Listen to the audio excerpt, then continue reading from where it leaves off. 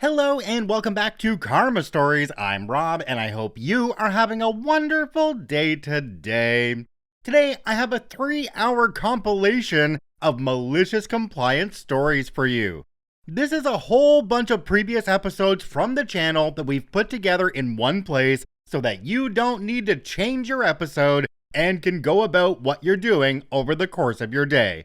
Whether you're working or driving or just doing things around your house, this is 3 hours of malicious compliance to help you get through your day. Alright, on to the stories. Let's jump right in. This story comes to us from Creo Maga. Do you want us to work or follow procedure? Years ago, I managed a fast food franchise with a staff of teenagers. They were great kids, and between all the horsing around and romantic subplots, the work got done. I ran things fairly loosely, and we had a good arrangement where I'd pretend not to notice they were having a water fight out the back, but when I did go out to check, all the dishes would be done. As long as nobody's parents called to complain about the sopping wet teenager that arrived home, everything was fine. Other managers ran things in a more traditional way, with rules and time clocks. Also, a valid management strategy. My area manager would stop by at random. He was a fair guy that liked his checklists. Do X task at X o'clock. My crew were trained in all the checklists and all necessary food and safety stuff, and I did watch that pretty closely, but knew each other and their jobs, so he'd show up and things would be in what I called predictable disarray. This would annoy him. I got word that he was coming for once, and he was bringing along someone who was buying one of the franchises, using us as a sort of demo store. I was specifically asked to have my crew at their best, adhering to the company checklist. I asked, okay, which do you want? My crew at their best, or for us to follow your checklist? Both. My crew did their best work vaguely supervised, with god-awful music piped in through an unauthorized MP3 player, and a manager on hand in case Karen showed up. Water fights and crude insults on the fridge door were common, and they'd routinely lock each other in the walk-in freezer. I was fine with all this because when a bus of hungry football fans showed up 20 minutes to closing and ordered a feast, my crew hustled and we still got out on time. They knew their crap and did it their way. My cashiers would trade based on their needs, so everyone got a moment to have a drink or pee without interrupting service. My line cook would run all 3 stations from his station, ensuring perfect coordination and hot fresh food. I only interfered when it was necessary and was able to be backup for everyone. But stick to the company-issued checklist? Okay. I pulled everyone off the line individually and reviewed the appropriate checklist with them to make sure everyone knew what they were supposed to be doing. I passed on the order that today's shift was to be run using the checklist, and everyone should do the best they could. It was chaos. Dinner rush hit and brought a slew of just off-duty paramedics from the nearby hospital, fresh off shift, tired from a training session, and hungry. But my checklist planning had only allowed for a Tuesday night dinner rush of people on their way home picking up dinner. I had reserves, but without a crew who worked in sync, each taking the spot they were best suited to, I was stuck with bodies in slots doing the best they could. I had my newest crew member in the drive-thru being shouted at by customers sick of waiting, my best line cook standing miserably by the fryer, and the bubbly pair that usually handle the front counter having alternate nervous breakdowns in the drinks fridge. No cleaning got done. I had nobody free to prep more food. Customers were pissed at the lengthy waits, and we completely ran out of some products. Instead of the usual finish time, my crew got 2 hours overtime before I sent them home, and took a photo of the remaining devastation to send to the area manager, who was already regretting his instructions. The new franchise owner had been disappointed at the staff's lack of initiative dealing with an unexpectedly busy shift, and felt it was a lack of effective training. He was also uncomfortable at the amount of running around shouting a manager has to do when things turn to absolute crap. I got a coffee the next morning, and something that could have been an apology if you squinted. My crew got a round of frozen Cokes, and "are you following the checklist" became the new way to say someone had screwed up. So it kind of makes me wonder on this one because OP said there were other managers that did things by the book. Did the people working for OP only always work for OP? Because it seemed like when they tried to do things by the book, everything just absolutely fell apart. Are you telling me that when these same people worked for the other managers, everything went to crap then as well? I don't think so, because if that were the case, they probably wouldn't still be there. I would love to know what you all think on this one though. If you're on YouTube or on Spotify, you can comment down below and let me know your thoughts on this story. And now that we're out of that mess, it's the perfect time for a quick break. This episode is brought to you by my Canadian Rob's Workshop, where every pen is handcrafted one at a time. I mix the resin, pour the blanks, turn them on the lathe, and polish each one to a glossy finish. No mass production, no shortcuts, just beautiful, one-of-a-kind writing instruments that actually feel good in your hand. Whether it's wood or epoxy, you're not just getting a pen, you're getting a statement piece. Check them out now at CanadianRob.com and grab yours before it's gone. One guy tried to do the right thing and ask a cop a simple question, but the rookie on duty decided to make it the power trip of a lifetime. This story comes to us from T. Collins 317. Dump that beer? Okay. Reading another post reminded me of this encounter a long time ago when I was 19 or 20. A little backstory, at the time my driver's license was altered to make me 21, but if you looked close, you could tell. However, the 7-Eleven near my house had previously carded me, so never carded me again. Also, in San Diego, there was a huge annual fireworks show that would be set to fire from the stadium in Mission Valley. Those that lived in the area knew there were places on top of the hills overlooking the valley that had an excellent viewpoint of the show, and we'd just sit on the grass and watch it for free. During those events, about 5 streets all closest to this overlook area were blocked off for a block party. The police manned the barricades. To drive in, you had to show ID to prove you lived in the blocked off section, but anyone can walk or bike in. Now, on this evening, I bought 2 beers for the show with cash. I was on my bike and left my wallet at home. I had about 2/3 of one beer already drank when I'm getting close to the barricade. I was thinking the bike is still considered a vehicle and having an open container might be illegal. So instead of just biking through, which I could have done easily, I stopped to ask the cop about the open container thing. And instead of answering, she got very confrontational. Also, I later learned that cops assigned to these barricades are the rookies. Here's the dialogue. First thing she says, "How old are you?" 21. "Let me see some ID." "I didn't bring it. I live just 3 blocks from here." "I need to see ID now." "I don't have it." "You're going to have to dispose of that beer." "What?" "Look, I came up to you to prevent trouble. You need to dispose of that beer now." "Okay," and I chugged the last of the beer. "No, not that way." "Oh," and gave her my best dumb teenager look. She's mad now. "What's in the bag?" Knowing I couldn't pull that same trick twice. "A Pepsi." "Let me see." "Do you have a warrant?" I didn't know crap about laws except for what I saw on TV. "Open the bag. Only if you have a warrant. If you don't let me see, I'm gonna call for backup." "Then call your backup." "Wait right here." "Okay." So about 5 minutes later, a patrol car with 2 male cops pulls up on the edge of the barricade and waves me over. One of them talks to me. "How old are you?" 21. "Go ahead and get out of here." I walked back over to where I parked my bike, gave the rookie a smile, and rode away. I think the rookie was about to have a stroke. This was the big bust of her career getting away. I'm just laughing on the inside knowing I just got away with it.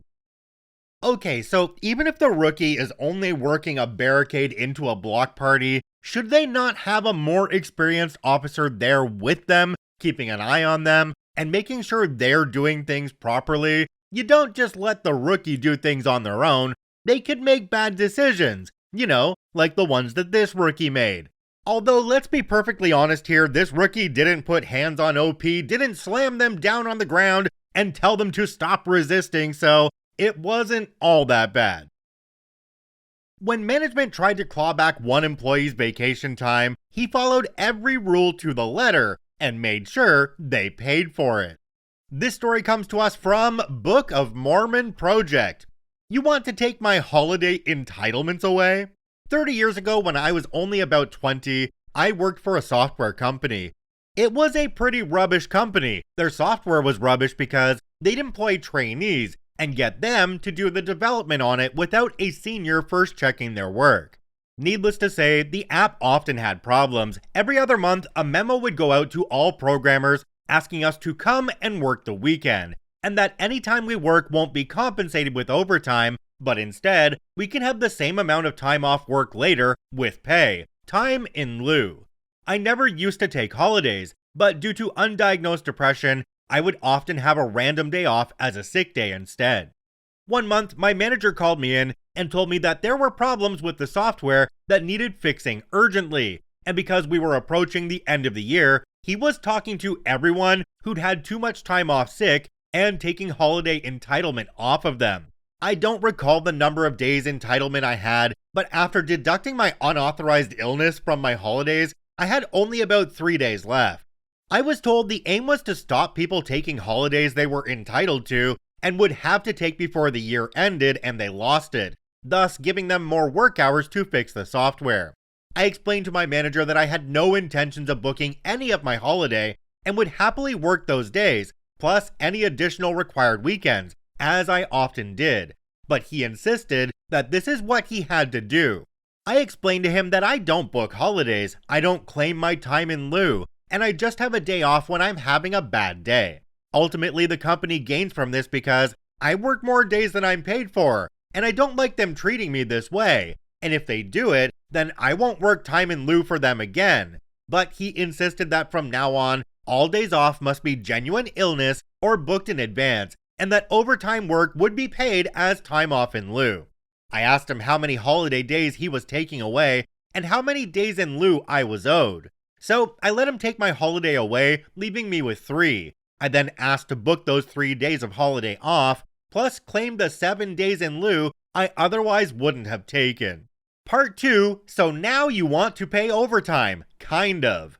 The directors weren't happy with how their plan to get more work had backfired, so sent out a new memo. We will be opening the doors until 8 p.m. every workday and 8 a.m. to 8 p.m. weekends. If anyone is willing to work more hours, then clock in or out with Craig. If we meet our deadline, then there may be a reward for you based on how many extra hours you worked.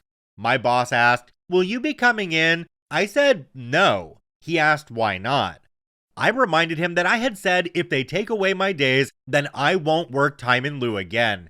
He pointed out that it would be time in lieu plus a bonus. I pointed out that not only does it not say how much the bonus is, but it only says we may get the bonus, and then only if we meet the deadline. Far too conditional for overtime pay, so I declined. Lots of people worked lots of hours over the next week or so. One guy worked an additional 60 hours. They met the deadline, and there was indeed a bonus. For each hour they worked, each employee received a lottery ticket. At the time, they cost £1.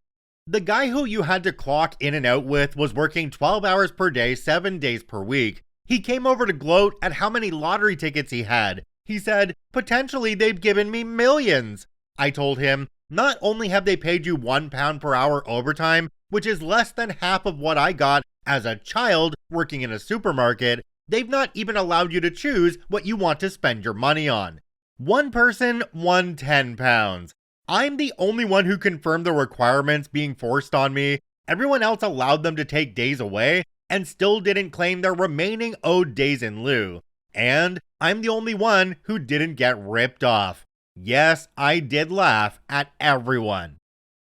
You know, I've always thought that lottery tickets were a tax on people who were really bad at math. And this story kind of proves my point because, oh my gosh, potentially they've given you millions. But they really haven't. They've given you £1 per hour, which is illegal in most places. When the company demanded one employee handle an impossible workload with zero support, he found a perfectly compliant and brilliantly petty solution. This story comes to us from I identify as A-Starts. You want me in 3 places at once? You got it. A little over a decade ago, I worked up in the oil patch in northern Canada on different IT contracts. The current contract I was on was maintaining virtual meeting rooms. The oil company had decided that if you didn't need to be on site, they would move your job south and pay you 20 to 50% less. When you needed to meet with people on site, you'd book a meeting and all is golden. The IT company I was with was amazing, but they lost the contract to an international IT company, A, servicing oil company B. I was one of the fortunate few that got a job with IT company A, which was so unbelievably stupid. Most of the rest of the talent that had been working IT under contracting companies for 10 plus years took a walk. I think the management literally sat down and said, "What's the absolute worst way we can mess things up?" And then they did that. They hired a bunch of fresh out of college, unqualified people, and within a few months, our ticket count had gone from averaging around 50 at any given time to well over 600 and growing with no end in sight. This is all well and good, and we got chewed out for the ticket count being high. We got chewed out for bringing it down low because our ticket closure rates weren't similar. It didn't really matter. Good, bad, we got chewed out. Company A was hemorrhaging money to Company B. Like, every ticket outside of the allowed failures that was a failure and not resolved was a fine, and there were multiple sites. Basically, IT Company A ended up paying Oil Company B to do IT for them. Most salaried oil company employees who had computer problems took weeks or months to get problems solved, but they were salaried and it didn't affect oil coming out of the ground, so it didn't matter. Except for the meeting rooms. Managers couldn't have virtual meetings with staff, things were getting delayed, and it was going to affect oil coming out of the ground, so it was a problem. The 12 of us working there were given full-time work and 6 vehicles. The supervisor took one for himself for driving to and from town and wouldn't let anyone else use it during the day, so that left 5 vehicles. It used to be that we were dedicated to a specific type of work, but now everyone did everything, and we were expected to just check the meeting rooms as we drove by, or if we had a ticket in that building. So all the meeting room maintenance was just not being done, and the new guys that would get a ticket to facilitate a virtual meeting of the vice presidents, director, etc. of the oil company would just not show up, and the meeting would fail. During this time, I had been loudly and constantly complaining about our inability to check meeting rooms in buildings that we don't have tickets for when we don't have a vehicle to get there anyways. A coworker told me that one of IT Company A's managers had come north to review the situation, was at lunch, saw one of my emails, said, "I'm not reading that," tossed down his phone and ate his lunch. So I just gave up, gave in, and did what I was told.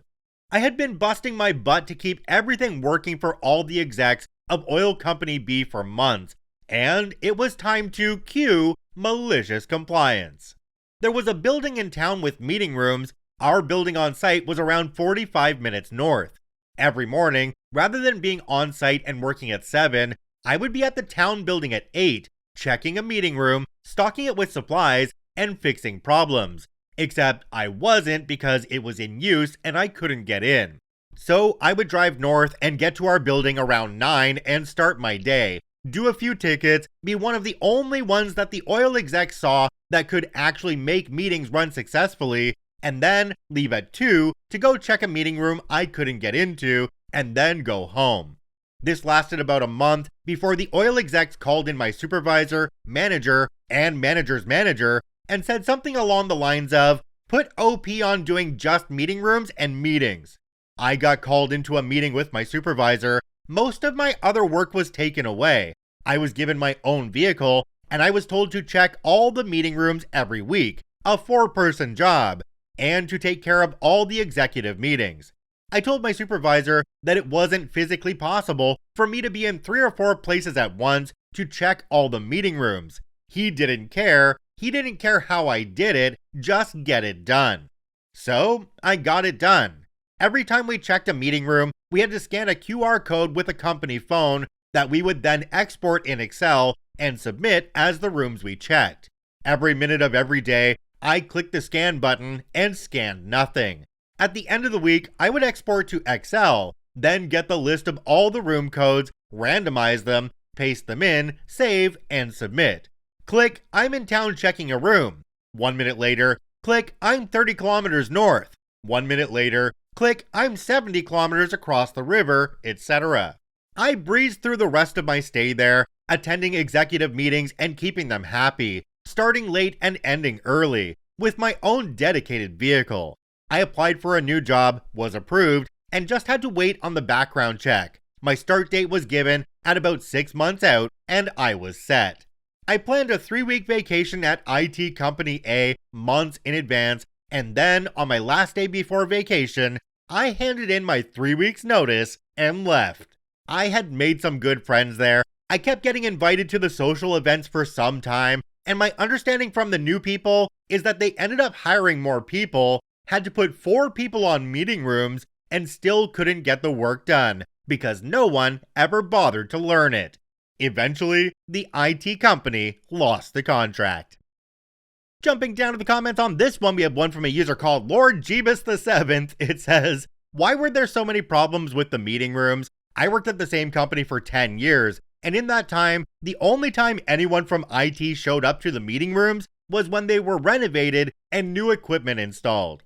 OP responded and said, it's not the meeting rooms, it's the use of them. On an invite, you could click to join the meeting and use the mic and speaker in the room, and you could join by phone. Often, many of the people attending were not computer literate and would do both, so there would be bad feedback and none of the attendees would know how to fix it. So are you telling me there wasn't like an office admin in the building with these meeting rooms that could go in and fix this issue? This isn't an IT thing, really. This is a training problem. The people that are using the room just don't know how to use it properly, and it would be a 5-minute training session to get them to learn how to use it properly. And then OP wouldn't have to be in every single meeting room all the time to make sure all the meetings go well. This is a really weird story. Before we start, you guys are probably used to me mentioning my 3D printing business, dangly3d.com, where you can go and pick up your very own Carmen Chameleon Karma Stories channel mascot. It's a cute little chameleon and it holds a cookie, which you can have if you subscribe. But beyond that, I've also started pen turning in my garage, something that I did about 5 years ago and really enjoyed and decided to get back into it again. So if you'd like to check out the custom hand-turned pens I'm doing in resin and in wood, check out my website, CanadianRob.com. Our first story today comes to us from Grimbark Footy Townsend. I guess I didn't fit in. About 4 years back, I got hired as an IT consultant with a job description that said I would spend half my time answering phones and half my time modernizing the processes and internal communication. I've worked first-line phone support before, and it's actually an amazing way of learning how it all works, what users actually need, what processes actually work, and so that was fine by me. A week into the job, I pull my manager aside and tell him there are some security issues that need fixing ASAP, but I get told that I should shut the F up until I've been there 6 months and know what I'm talking about. I also tell him that the department has a lot of single points of failure, which is things like only one person knowing how to fix all our old systems from the late 80s. Same answer, shut the F up. I mean, okay, I'll shut the F up, but these are extremely obvious and extremely dangerous issues. Like, everyone has the same admin password, and it hadn't been changed for 10 plus years. Disgruntled former employees have this password, and 4 months later, in which I only answered phones despite the job description, we found out the hard way that Russian ransomware hackers also had that password. So the entire company shuts down. All our stores are down, HQ is frantic, and we're running ragged trying to get anything resembling a working system up. Very expensive experts are hired, and I fail at concealing a smirk when they tell us that the very things I pointed out 4 months earlier were used in the attack, and their suggested solutions were pretty much exactly what I recommended back then. A few very stressful months later, the company is barely functional again. I get called in and fired because the manager doesn't feel like I fit in. I immediately crash with the stress of the last few months catching up to me, and so I'm unable to finish all my projects. The manager assigns my projects to other incredibly stressed out people who then also crash and or leave the company, including the absurdly important single point of failure, that one IT dude that knows how all the old systems work, and the entire department collapses. At this point, I know it's already cost the company about $20 million in lost revenue and consultant fees. But then, roughly 2 years later, I'm called up by a recruiter who is asking if I'm willing to travel and get a bunch of international stores running after a ransomware attack. It's not this company, is it? Yes, is that a problem? Oh boy, yes, but it's not my problem, and you can tell manager that.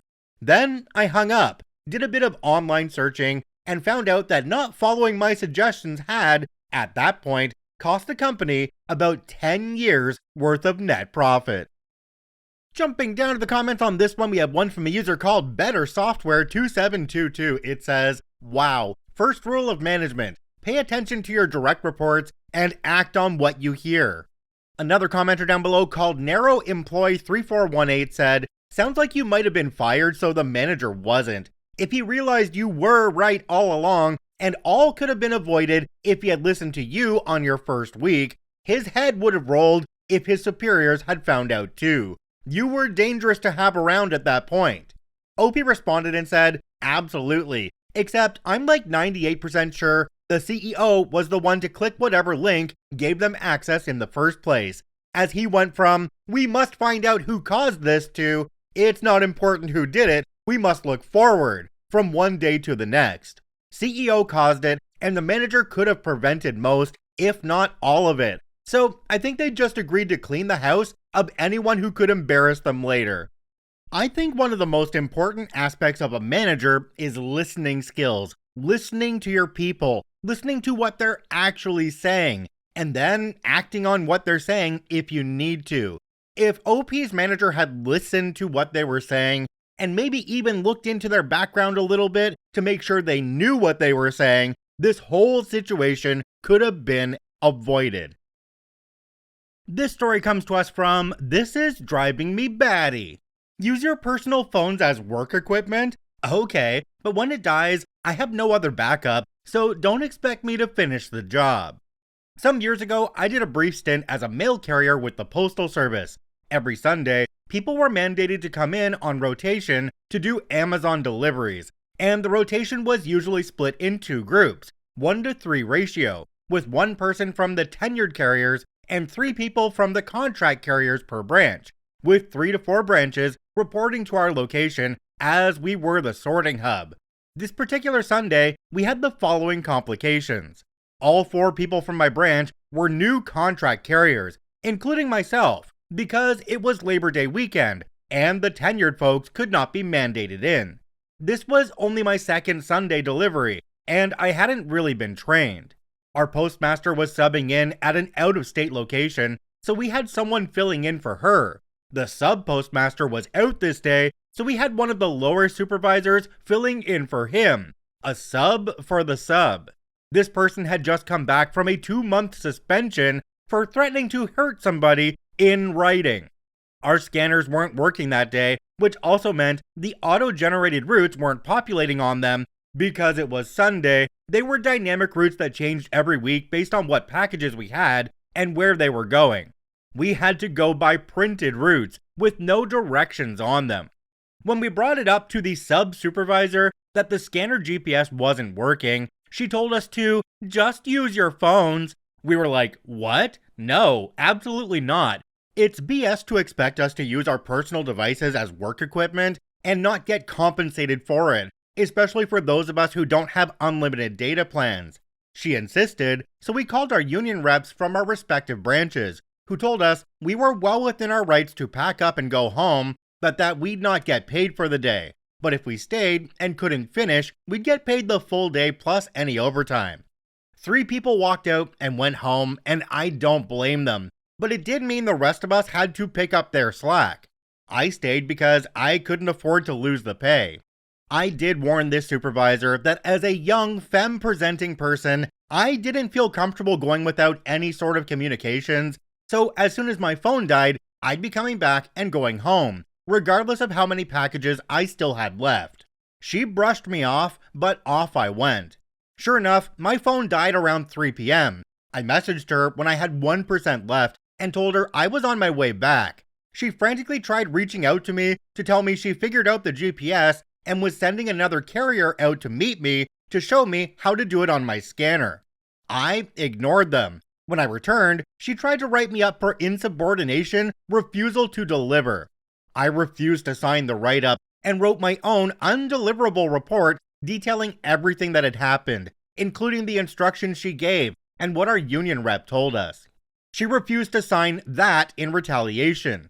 I took her pen and wrote, "Manager refused to sign acknowledgement" in all caps, and called the rep right back in front of her to let them know I'd be filing a grievance the next day, and went to go unload my truck.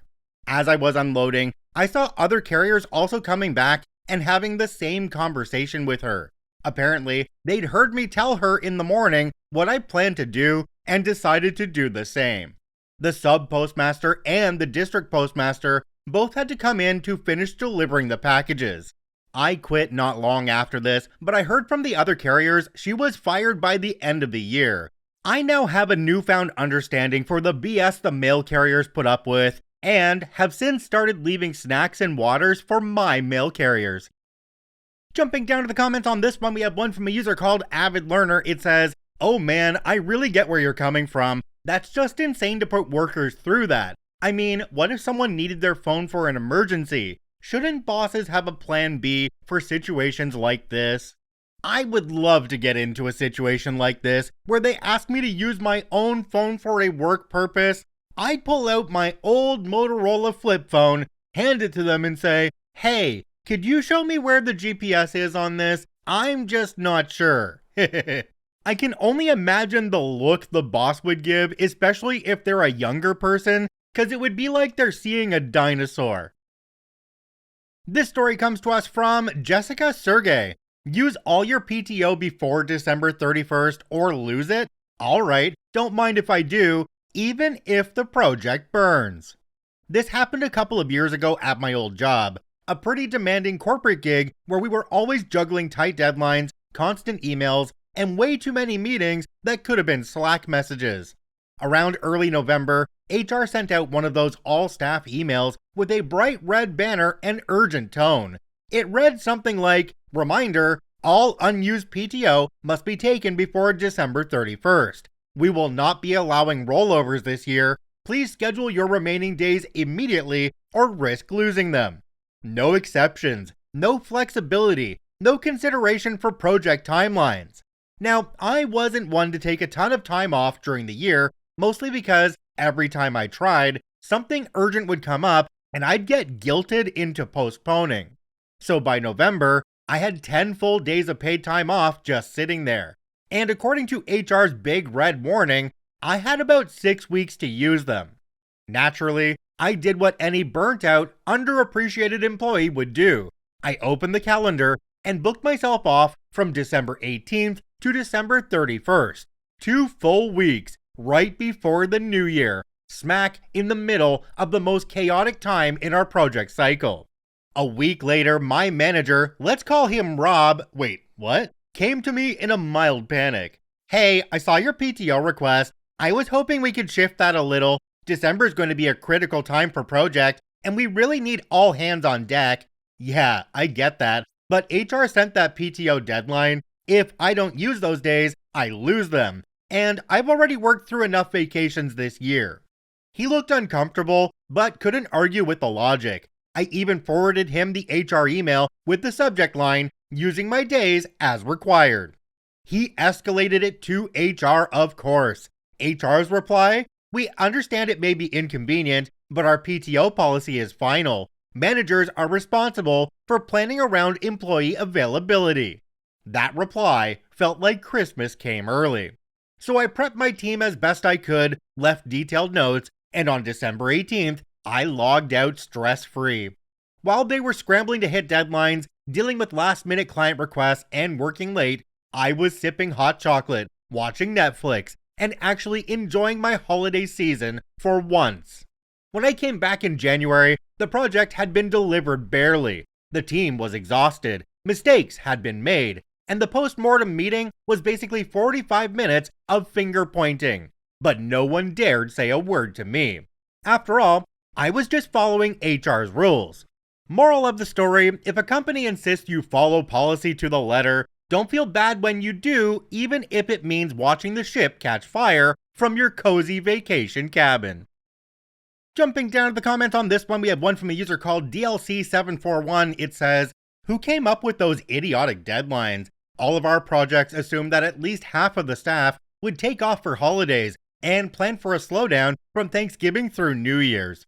Another commenter down below called Cerulean is Fancy Blue said, "You missed the real moral. Take your PTO. The project will survive, unless you're an officer or stakeholder and expect a substantial reward for the effort. Don't surrender your personal life for the job." This right here is so true. There's always going to be another project, and they're always going to expect you to meet the deadlines. But you always need to remember to put yourself first. Your personal life is important, and your work-home life balance is very important, so make sure you take that PTO. It's there for a reason, and it's protected. This story comes to us from National Pension 110. You're gonna save money by making it harder to file expense reports? Game on! First time posting a story here, so hopefully I don't break any rules. At my previous employer, I had to attend a lot of meetings around town and also go to a few events out of county. When I started, they had a pretty flexible policy where you could accept a monthly allowance of about $40 to cover your mileage. Or, if you were taking a lot of trips, you could submit expense reports and get the standard IRS allowable mileage reimbursement. I hate expense reports, so most of the time I just took the $40 and called it even, despite the possibility that I might have made a few extra dollars by doing the longer expense report. New HR manager is hired, and she decided it would save a bunch of money if we were to cut out the monthly allowance for the sales team, and made us file for expenses for every trip. Again, since I hate expense reports, I usually just ate the cost and only filed for trips where I would receive $20 or more. New HR lady notices that a lot of us are just donating the value of trips under 20-ish, so she figures maybe we'll start donating more if the expense report becomes more arduous. Her brilliant idea? Require extra documentation, like printing a Google map for each trip, and adding extra details to each report. Mind you, this means she needs to hire an extra clerk to manage all this extra paperwork. But then, she thought that she'd be even more clever and start rejecting our reports if we didn't print a map for getting to the destination, and a separate one for the return trip. Wow, okay, game on. I started using a very old map website like MapQuest, and I would create one for every trip, even the 3-mile round trip to one of our other offices just up the road. I saved a file for each of the regular visits, so I could just pull them up and print one out. But even better, I didn't just print the page with the map, but the 5 or 6 pages each way that were filled with advertisements for gas stations, fast food, hotels, etc. By using these, I could submit a report for a $3 reimbursement in seconds, but it meant printing about 10 to 15 pages each time. And yes, they ended up averaging more like $60 a month in reimbursement to me after that. And they added another part-timer to help sort and file all the paperwork. I'd like to say I outlived this idiot at the company, but sad to say, she's still there, and still costing them tons of money in wasted time and resources. Meanwhile, killing the culture and any morale we ever created. But at least I made her life miserable. My parting gift was to share my MapQuest files with everyone on the sales team so they could bury her in paperwork. Jumping down to the comments on this one, we have one from a user called KGood913. It says, "Random, but depending on where you are, an allowance is typically taxable at source, whereas expenses are not. So more money in your pocket in that way too." OP responded and said, "Point well taken. Yes, you are absolutely right. When I fill out the expense report, it's not taxed the way the extra $40 allowance was. All I can think about is how before she arrived, there were 80% less expense reports to handle, and they were pocketing more money. Now, paying out more money, and also paying for 1.5 clerical people because of this mess. But still, they're making all kinds of carnage. OP, I sincerely hope you're doing all of this printing and all of these reports on the work computers using the work printers with their ink and their paper, because they're spending more on you printing all of this stuff off than they are on the actual reimbursements. Yeah, this company doesn't seem to know what they're doing. This story comes to us from Flavius Lascivious. Don't ask questions. A new policy at work is we can't talk to coworkers in other departments, and we are not allowed to fix their mistakes. Math error? Nope. Typo? Nope. Can't open the attachment? Never.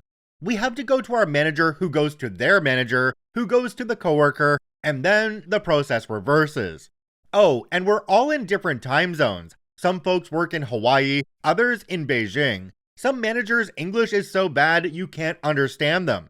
12 hours is the average time to get a math error corrected. Like, the chart on page 6 is showing the result of 200 divided by 16 instead of 26. Please correct. Seriously, this was the nature of a 14-hour delay last week, and I was told it was close enough. Mind you, we do precision work. The managers told us to stop asking questions because it delays the project. Just go with your gut. If it's wrong, it's not going to come back on the team. Use the figures you're given. Sure, Jan. We had a big complex project, and the documentation we received was absolute crap. I pointed out a specific problem in the document, something contradictory, and requested a meeting with someone in that department to discuss. During a team meeting, I was called out in front of my peers for asking needless questions. Okay, F you.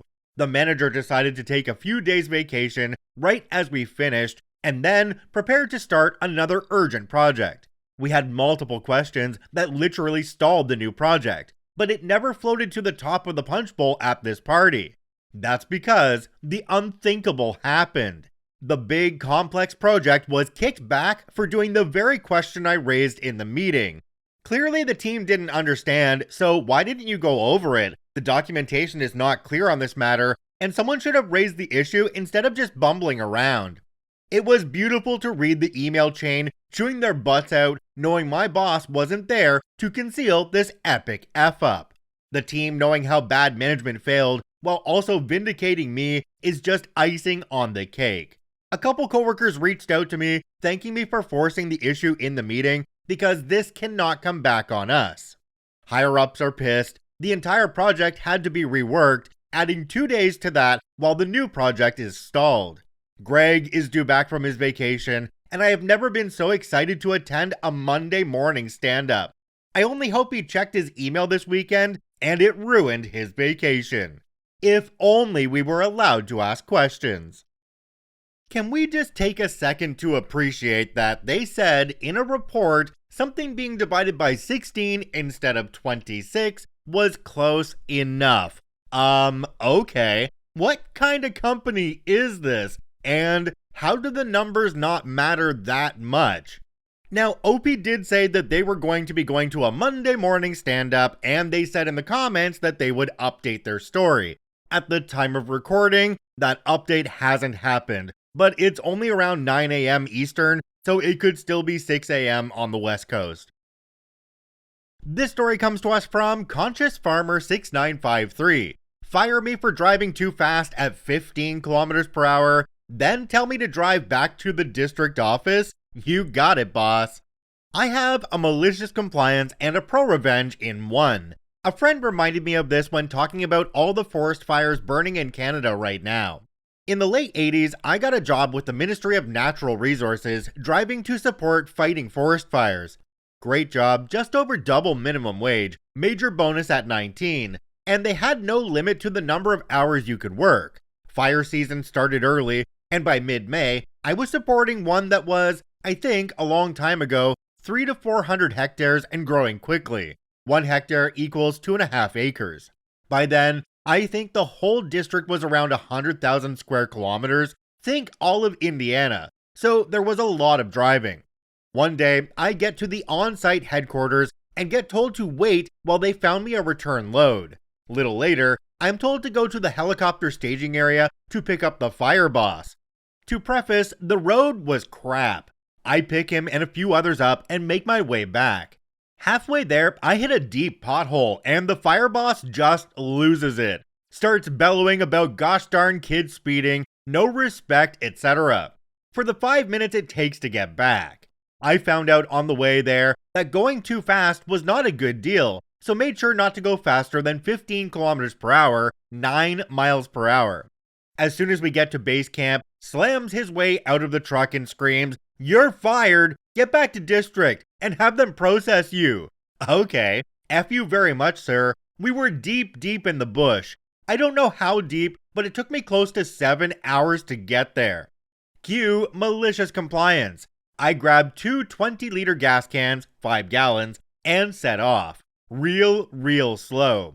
If 15 kilometers per hour was too fast for these roads, then the proper speed was obviously however fast the truck went at idle. Unless there was a hill, I wasn't a monster. It took 22 hours to reach the first paved road, and then I set the cruise control 5 kilometers per hour below the limit, and went to get fired. Extra $300-ish, yay me. I process out and I meet one of the guys, we'll call him Crew Boss, who taught the level 1 forest fighter course I took before I got hired to drive. We got along well, but there are only 2 full-time hires that year and none on his crew. He had just come with one of his guys who broke his leg and was going to personnel to find someone new. I was quickly hired on as his 4th. 2 hours later, I'm being driven to meet his crew at a fire. Couple days later, that fire is declared out, and we are off to a new fire. Yep, the fire I was fired from. Kinda revenge-ish, but it gets better. Cue pro-revenge. Crew Boss, it turns out, is besties with Fire Boss. So, Fire Boss has our crew as the initial response crew. This meant that we spent a lot of time riding in the helicopter with Fire Boss and responding to jump fires that would take minimal time to deal with. It took a week before he recognized me, and I watched out of the corner of my eye, something I thought was only in books or said as an exaggeration. This guy went from pink to red to actually turning purple. I couldn't hear what was being said, but I see the spittle flowing out as he yelled into the headset, and I got some major side-eye from Crew Boss for the rest of the flight. When Crew Boss asked about it later, and I explained, including the drive back, he almost pissed himself. Turns out, surprise, Fire Boss has a long history of exploding over nothing, and taking it out on the nearest poor bastard. He ended up firing 2 more guys over the same thing, and likely the same pothole. So Crew Boss knew what he was like, but they got along really well. Turns out, he also really liked poking the bear. For the rest of that fire, Crew Boss made sure I was seated, so I was the first person he saw if he looked over his shoulder. On a later fire, our crew got admin duties, and Crew Boss was Fire Boss's number 2. I got to be, as Crew Boss put it, his helper monkey and Fire Boss's jock itch. The rest of the crew knew, so there wasn't any friction, and they got a kick out of it. It was a great summer, and I worked for Crew Boss 3 more summers through uni. Always went back with great stories, really nice money, in amazing shape, but with a really weird tan. Okay, if people are getting fired over a pothole, this Fire Boss really needs to get the pickle out of his butt. I mean, it makes sense, right? Because if something was firmly shoved up there, every time he went over a pothole, it would hurt like heck, right? And would justify why OP got fired. We're grasping at straws here. This story comes to us from Reimbursed Baquette. Keep winning, let Payroll take care of itself. This happened almost 20 years ago. In the country I'm from, almost every worker, blue collar, white collar, manager, director, C-level, whatnot, gets 5 weeks of fully paid holiday each year. Typically split in 2 or more parts, predominantly 4 weeks of summer holiday and 1 week in the winter, aka skiing holiday. In addition to that, we get a special vacation pay, which is 50% of the salary paid during the holiday. That is, for 5 weeks of paid holiday, you get 2.5 weeks worth of additional money to spend on your holiday activities, or booze, or stock market. It's your money in a free country. As for me and my missus, we were moderately well paid, double income, no kids couple, and didn't really need all that money. Instead, we opted to exchange this extra money to equal amounts of additional leave and take long trips to other continents, especially in winter when it's very dull and slushy in our neck of the woods. That totals 7.5 weeks of paid leave, and if timed wisely, adjacent to or around bank holidays such as Christmas and Easter, you can easily have a full 8 weeks. I worked for a company about 10 years and eventually was hired to another. Negotiations with the new employer took a while, and while waiting to sign my new contract, I tried to quietly tie all loose ends in the old place to ensure a hassle-free departure. One day, I checked if I have any unused leave. It's not a biggie, it happens often, but the company pays all unused days at 1-to-1 ratio when you leave. Some companies don't pay this extra vacation pay or compensate converted time off days though. But this company did. So I checked the system and found out I had 10 weeks of unused converted vacation pay leave in the system. I was like, WTF? This is definitely not right, considering all the long-haul trips we had enjoyed during our extended 3-week winter holidays. Taking money for this would be unethical, and someone would definitely find out, and the company would send a bill afterward, or even worse, sue. So I picked up a phone and called Payroll. I asked if they are sure I had really forgotten to spend so many of my holiday weeks I had worked so hard for. Well, you know what, the payroll lady said. During your employment, we've had 2, if not 3 payroll IT migrations from old system to entirely different kind of new system. I can see on my screen exactly what you see, and there are 0 additional details, no dates, no anything, just number of weeks. There may be some history data in the archives of the old systems, but going through that clutter would be enormous and time-consuming. And did I already mention that our insufficient resources are already exhausted because we have to cope with the problems caused by the latest data migration? Are you really sure you want us to do this for you? Oh no, dear no, I said. I know when I'm defeated, and this is not a battle I choose. I wish you strength, goodbye. So when I finally resigned and left the company, I was paid for those 10 weeks and was never questioned. Jumping down to the comments on this one, we have one from a user called ShadowDragon8685. It says, Payroll lady got you one heck of a goodbye bonus. When you hear stories like this one, it's a really good reminder that the employment situation in Canada and the USA sucks absolute balls. You might get 2 weeks of vacation time after you've been working somewhere for like 3 years, and that's only if they really want to give you that time off. They still need you in the office though, and they'll pay out that vacation time later on, or when you leave the company. Yeah. This story comes to us from Flixteria. Report all the incidents, they demanded. I am a site supervisor who oversees a team of 10. We are responsible for the after-hours cleaning in a high school. Generally, my team report any damage or graffiti they find, and although it's not technically part of my role, I'll assist hirers who have rented the site facilities for sports and the like. Nothing major, I swipe them in if they've got issues with their access cards or dish out directions. I'm also responsible to ensure site security at the end of each shift, which was, up until recently, basically alarming the buildings. Most schools in my state, South Australia, are gated and therefore fully secure once the main 6-foot gate is secure. This site is not gated and is accessed by the general public. There are almost always people cutting through the grounds or walking their dogs on the ovals. All good, I do my job, alarm the site, and go home. A few weeks back, it was discovered that a student had somehow gotten a hold of a swipe card which gave them access to the site after hours. They'd allegedly had this card for almost a year and managed to get away with it, though how isn't clear, since I alarmed the bulk of the site, save areas that are hired out beyond my finish time. The end result of this discovery has basically been a huge overhaul of security protocols and a crackdown on alarming.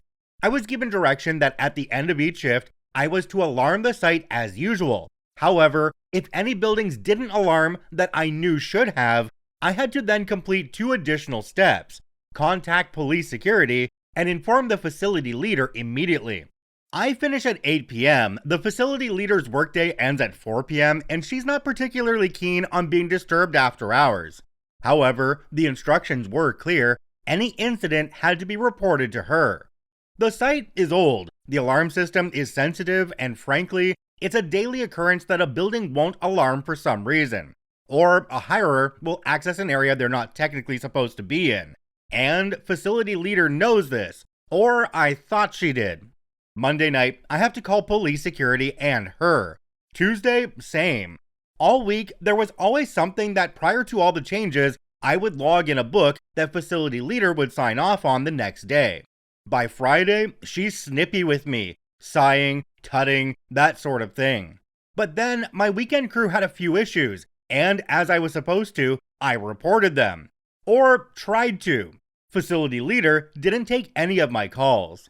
Monday morning rolls around again and I get called into a meeting. Facility leader has decided that we will revert back to the old system, as she didn't appreciate all the calls, nor did she appreciate police security emailing her asking why the cleaner keeps lodging nightly reports. Jumping down to the comments on this one, we have one from a user that we know and love, Illuminatus Prime. It says, "Be the pain that causes the changes you want to see." If you're in a situation like this where you've been told that you need to report this to a higher authority every time it happens, make sure that when you report to that higher authority, you say, "I am required by company policy to let you know."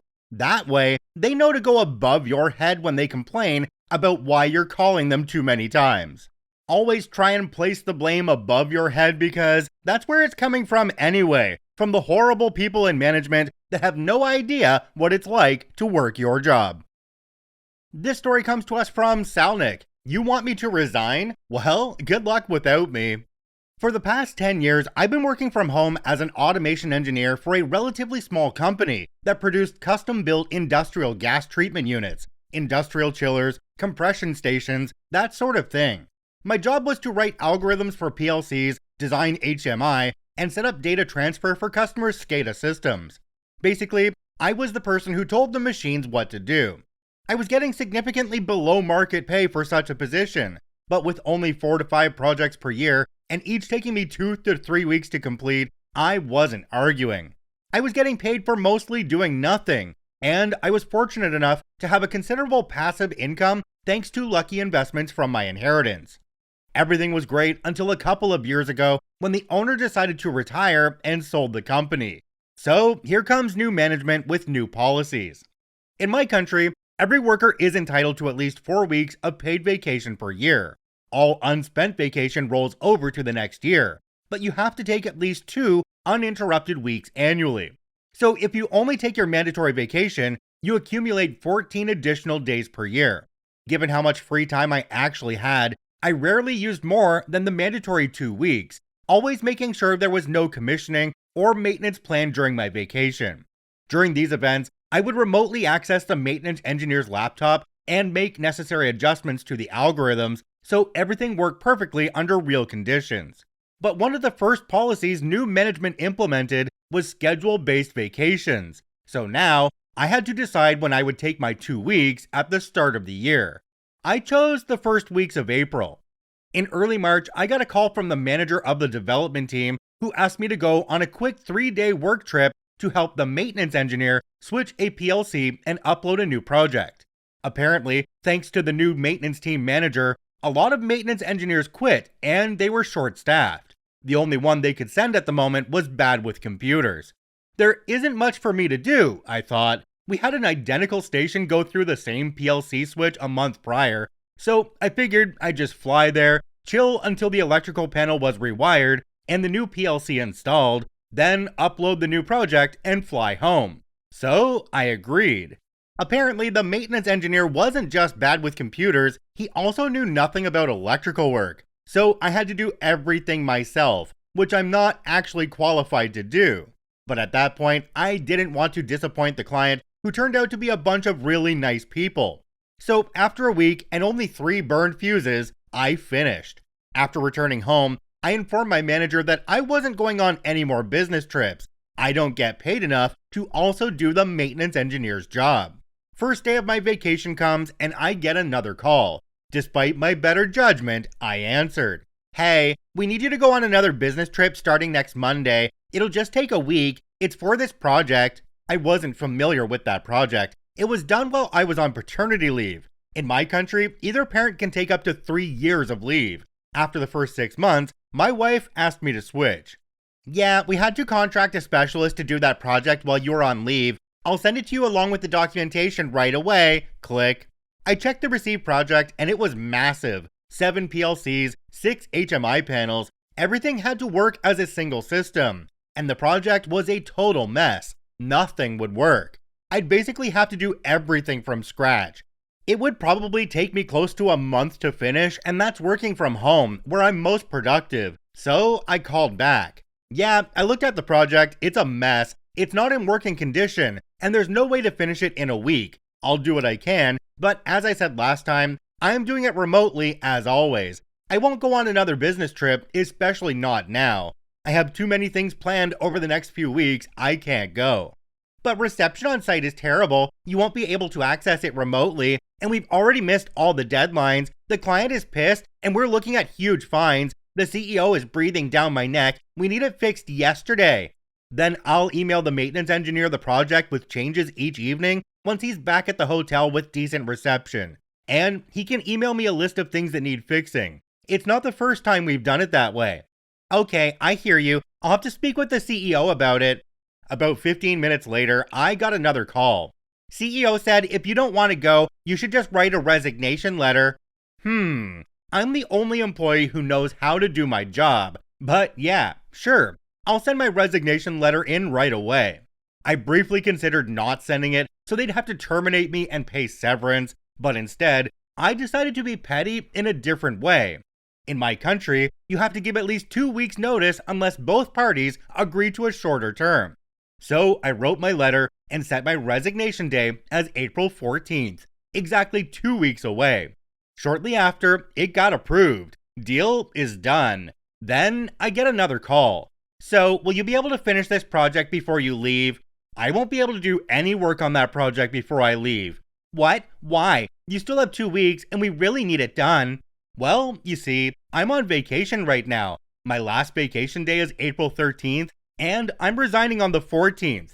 Fallout, I recently got a message from an ex-colleague I have a friendly relationship with. Apparently, they're in deep crap right now. Deadlines were missed, fines rolled in, and the company's accounts have been frozen. They haven't even been able to pay salaries for the last 2 months. They're probably toast. If things keep going this way, they'll have to file for bankruptcy. Don't worry though, people will get paid in the end. In my country, salary debts have the highest priority when a bankrupt business sells off its assets.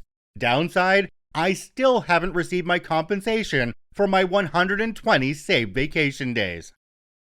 Jumping down to the comments on this one, we have one from a user called Snuggleworm. It says, they messed around and found out big time. It's wild how some companies just assume you're going to bend over backwards for them, especially when they're paying you below market. You truly love to see it. Good luck to them explaining that to the bankruptcy court. OP responded and said, I was okay with pay since the amount of work left me with enough time to be an active parent and indulge in my crippling Warhammer addiction. Like, I literally had no work to do from October till February while still getting paid. Alright, everybody out there working a position where you feel like you're the only one that can do it, just remember, you have that as leverage. But also, if you want to leave, it's not your problem if they don't have somebody trained up to do what you do. Get out of there, let them fail, it's not your problem. This story comes to us from Kangaroo Stilts. Vague costume dress code for Disney college program participants. Back before the COVID pandemic, I was participating in the Disney college program at the Disneyland Resort in Anaheim, California. The program director sent out an email to all of the participants 2 weeks before the end of the program, providing details regarding the end of program celebration. We were all expecting a casual dress code, since this would be the conclusion of our time working at the Disneyland Resort, and would take place inside California Adventure Park after hours, instead of the mid-program celebration that took place in the Disneyland Hotel ballroom. However, the email informed us that due to the celebration taking place in front of Guardians of the Galaxy Mission Breakout, we were expected to wear Galaxy retro attire. Even though a few sample photos were attached showing people wearing silver face paint and mid-century skirts, we were all very confused about what exactly Galaxy retro was, or how we were supposed to put together an elaborate costume in less than 2 weeks. Keep in mind that despite the Disney college program being marketed towards up-and-coming young professionals, we were all poor college students working full-time in a busy, hot, exhausting theme park and living in crowded apartments with our fellow participants. Who had the time or money to scrape together a Galaxy retro outfit? Not me, and apparently almost no one else either. So my 4 roommates and I hatched a plan. We visited a local screen printer and asked them how long it would take to print 5 custom t-shirts. We were told that if we were okay with plain white text printed on just the front of 5 plain black t-shirts, one for me and one for each of my roommates, then they could complete the order within a few days. The text on each t-shirt read, "Sorry, this is the best I can do for Galaxy Retro." The total cost of the custom printed t-shirts was around $25 to $30. We showed up at the end program celebration wearing blue jeans and our custom black t-shirts, and insisted on taking a selfie with the program director herself. Thankfully, she had a sense of humor and realized her mistake when pretty much all of the other college program participants wore whatever they wanted instead of Galaxy Retro. Because, after all, no one cared about dress code when it was literally the last day of our employment at Disney. I'd say if they didn't give you strict guidelines on what your outfit was supposed to be, a shirt that says Galaxy Retro on it was more than enough for what they were asking. And it seemed like they had a good sense of humor about it anyway, so it all worked out in the end. I mean, let's be honest here, this is one of the few stories we've heard about Disney not treating their employees like absolute crap. This story comes to us from Grimbark Footy Townsend. Enjoy bankruptcy. After my latest malicious compliance in an IT department, I decided that I no longer wanted to work in IT. Instead, I got a job working with institutionalized young people. An open institution, so not the truly broken kids. Because surely, people who worked with messed up kids would be better listeners. After about a month there, I was absolutely certain that one of the kids had a wrong diagnosis, and the medication he was on was making everything worse for him. I brought this up at a meeting and was instantly shot down because I had no formal relevant education. My position was as an assistant. And never mind the fact that I have the actual diagnosis this kid was supposed to have, and they knew that. I got shut down hard, and the only other decent person there explained it to me later as the same internal politics and power plays as everywhere else. Well, F. 2 weeks later, we had mandatory external oversight come by. This required us to go through all the kids, updates, treatment plans, etc. And when this kid came up, it was crickets all around. Bossman pulls up his file, and behold, there's no mention of my remarks from the meeting. Bossman words a request for more information poorly, which I can't directly translate from Danish, but it's more or less, if there's anything relevant that she should know. And I think the file being incomplete is relevant, so I tell him that. Death stares all around. External oversight lady asks, so I tell her. It happens to be her area of expertise. She orders the kid taken off his meds, and a week later, he's much better. Still a messed up kid, but at least not drugged up to his eyeballs. I get fired for not being loyal. Since I was still in the trial period, no reason was needed, but that's my guess. But as I'm packing up my crap, the kid comes running and hugs me. I don't know what ended up happening to him, but a few years later, I found out the company running that place went bankrupt. Guess who didn't get a lot of kids assigned to them after missing the most obvious of effing issues? Well, OP, it sucks that you got fired from the job, but unfortunately that's what happens when you're still in a probationary period and decide to rock the boat. But that kid coming up to you and giving you the hug had to at least make it partially worth it. You're doing what you need to make these people's lives better. And I hope you were able to get into another place where you could make an impression on more troubled teens. This story comes to us from 0313, penny wise, pound foolish. Every so often, hospitals examine their financial reports and decide that their profits problem is staffing. Never the supply contracts, manager salaries, perks, redecorating the front lobby, advertising costs, or moving the admissions department to a new location for the third time in 10 years. Supervisors at the psychiatric hospital where I worked were told, no more overtime. It wasn't a suggestion. The problem was that the pool of qualified staff in the community willing to work there was not that large. As a result, some of our lower paid staff technicians work 60 to 80 hours a week to bring staffing levels up to the required minimum, as well as make ends meet at home. Most of the need was during non-program hours on off shifts, which required routine safety checks and paperwork. One weekend, I had to replace 3 staff on the same night at short notice.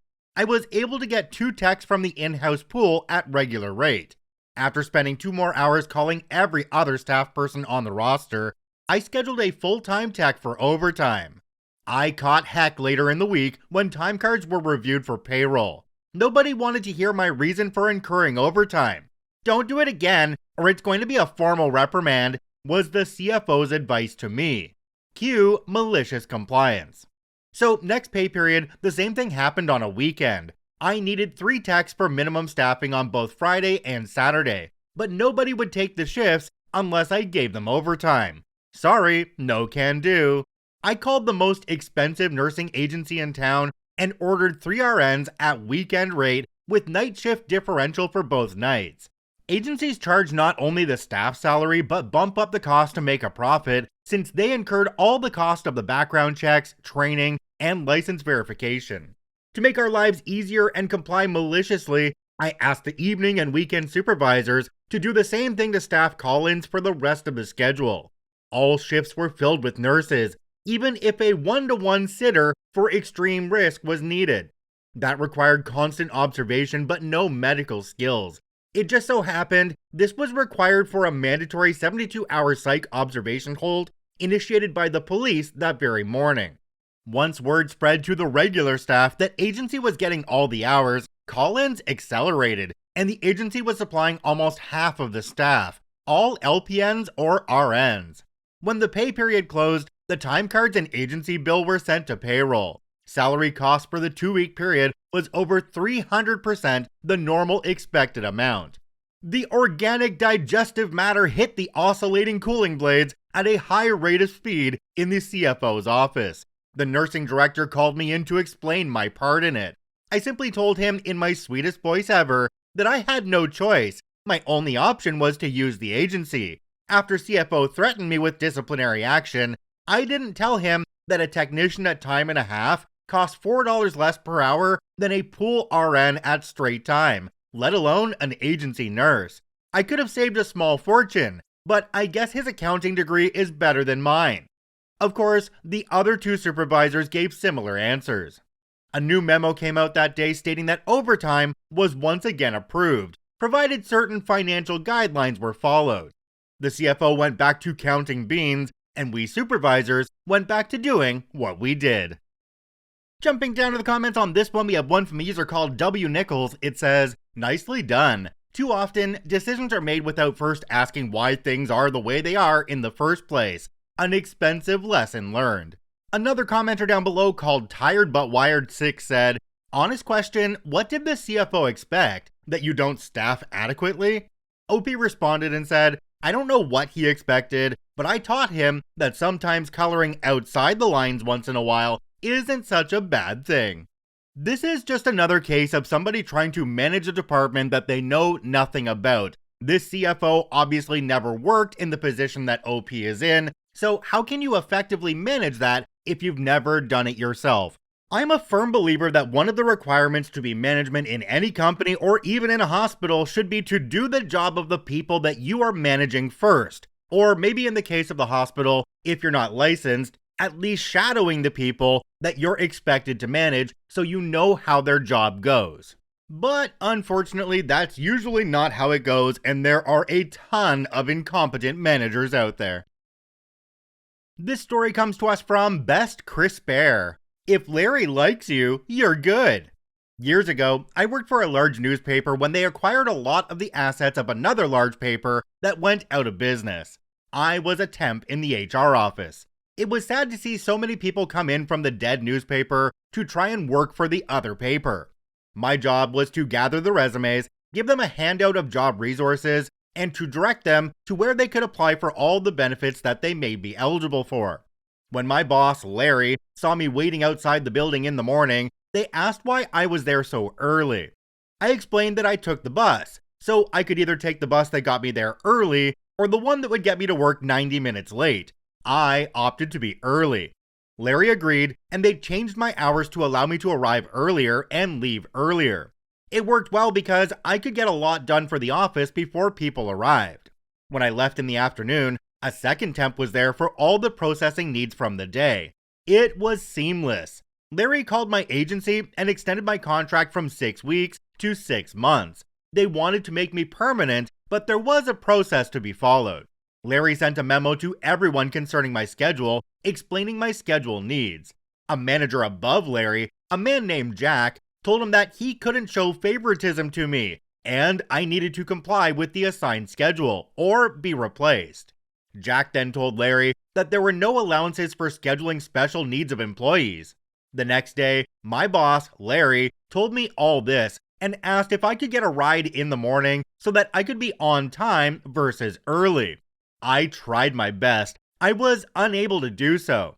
He told me to just keep coming in early, but don't clock in until time. As for the afternoon, he asked if I could stay until normal time and clock out. I agreed, even though it would make me now having to wait a long time in the evening for the bus. My first day on the new schedule, the very boss that refused my schedule modifications, Jack, walked up to my desk. I need these photocopies in triplicate. Before I could answer, Larry did. She's not on the clock for another 20 minutes. She can do it after she clocks in between her regular duties. Jack said, "She's on the clock, she can work." Larry replied ever so sweetly, "No, she's not. You said no schedule modifications. She would have been on the clock, but she's not now." Jack asked to see Larry in the office. Larry agreed, and I could hear raised voices. I kept reading my book quietly, but watching the time. Just before I was to sign in, Larry called me in. "Effective today, you're going back to your schedule that was modified." I nodded, clocked in, and made the copies before people began arriving. Larry would eventually climb the ladder there, taking over the position Jack held. I wish more bosses were as awesome as Larry. Jumping down to the comments on this one, we have one from a user called Tertiary23. It says, "Be like Larry, a boss that listens and cares, and maliciously complies for you. It's the best type of boss." OP responded and said, "He is a good person." Another commenter down below called Catless Boy Mom said, "Seems Jack didn't know Jack about scheduling." Does this sound to anybody else like the seagull management type? You know, the kind that comes in, flies around, and poops over everything before they just disappear? Cause it sounds like that to me. This story comes to us from QuirkyFix9203. It's on the house. When I was 18, my first job was at a new ice cream place that's known for making and mixing their own ice cream in shop. Very popular at the time. Not sure if they still are. I haven't had it since this incident 11 years ago. My manager was only 2 years older than me, and everyone that worked in the store was relatively young, so you can imagine the politics and the way things were ran. Lots of favoritism and whatnot. I informed my manager 4 weeks in advance the dates I needed off, as I was going on a trip for my birthday. Put in the request, and it got approved. Everything went as planned. Enjoyed my couple days on vacation, and my first day back, there was a weird feeling in the air, like something was going to happen. Little did I know, it was to me. We had a staff meeting the day I got back, which seemed to be centered around this new rule that even if we got time off and it was approved, we were responsible for making sure our shifts were covered. At this point, I know they were talking about me because I gave him 4 weeks notice that I wouldn't be here on those 3 days. He makes the schedule a week in advance, so he had plenty of time to figure it out. The meeting ends and me and one other person were scheduled to open. I noticed that a new person and my manager stayed behind as everyone else left, but figured he was training. My shift was going well until about around the time I needed to go for lunch. A family of 6 people piled into the store, and I began taking their order. Out of the corner of my eye, I see my manager in the doorway of the connecting back room, giving me the "come here" finger. I apologize to the customers and tell them to give me a sec. I gotta grab an ice cream flavor that wasn't out from the back. I get back there and say, "What's up? I got a big family I gotta finish, then need to clock out for lunch," which he saw. What the heck could be that important they had to interrupt? Well, it was him firing me for not having those 3 days covered. I couldn't believe what I was hearing. Basically, he said I was being let go because even though I had gotten approval for the time off, I needed to cover my shifts. I didn't understand why I was even on the schedule to begin with if I had sent in the time off and told him 4 weeks in advance to avoid this situation in the first place. I knew he had messed up and probably forgot, as I had seen him do that in the past. He told me to finish up with the family and I could leave. I was beyond pissed, but put on my fake smile and went back to finish helping out the family. And wouldn't you know it, it was their lucky day. They all got upgraded to extra larges, with any mix-ins completely free. All 6 of them on the house, compliments of my manager who just fired me. I clocked out, collected my tips from that overly happy family, and have not been back since. In hindsight, I should have probably made a bigger deal, cause he is the one that messed up. But the look on his face when I gave away all that free ice cream and told them to thank him for it was priceless. Plus, that job sucked. So I just want to get this part straight. OP got fired by their boss and then told to go back out and finish with a customer. What is that manager thinking?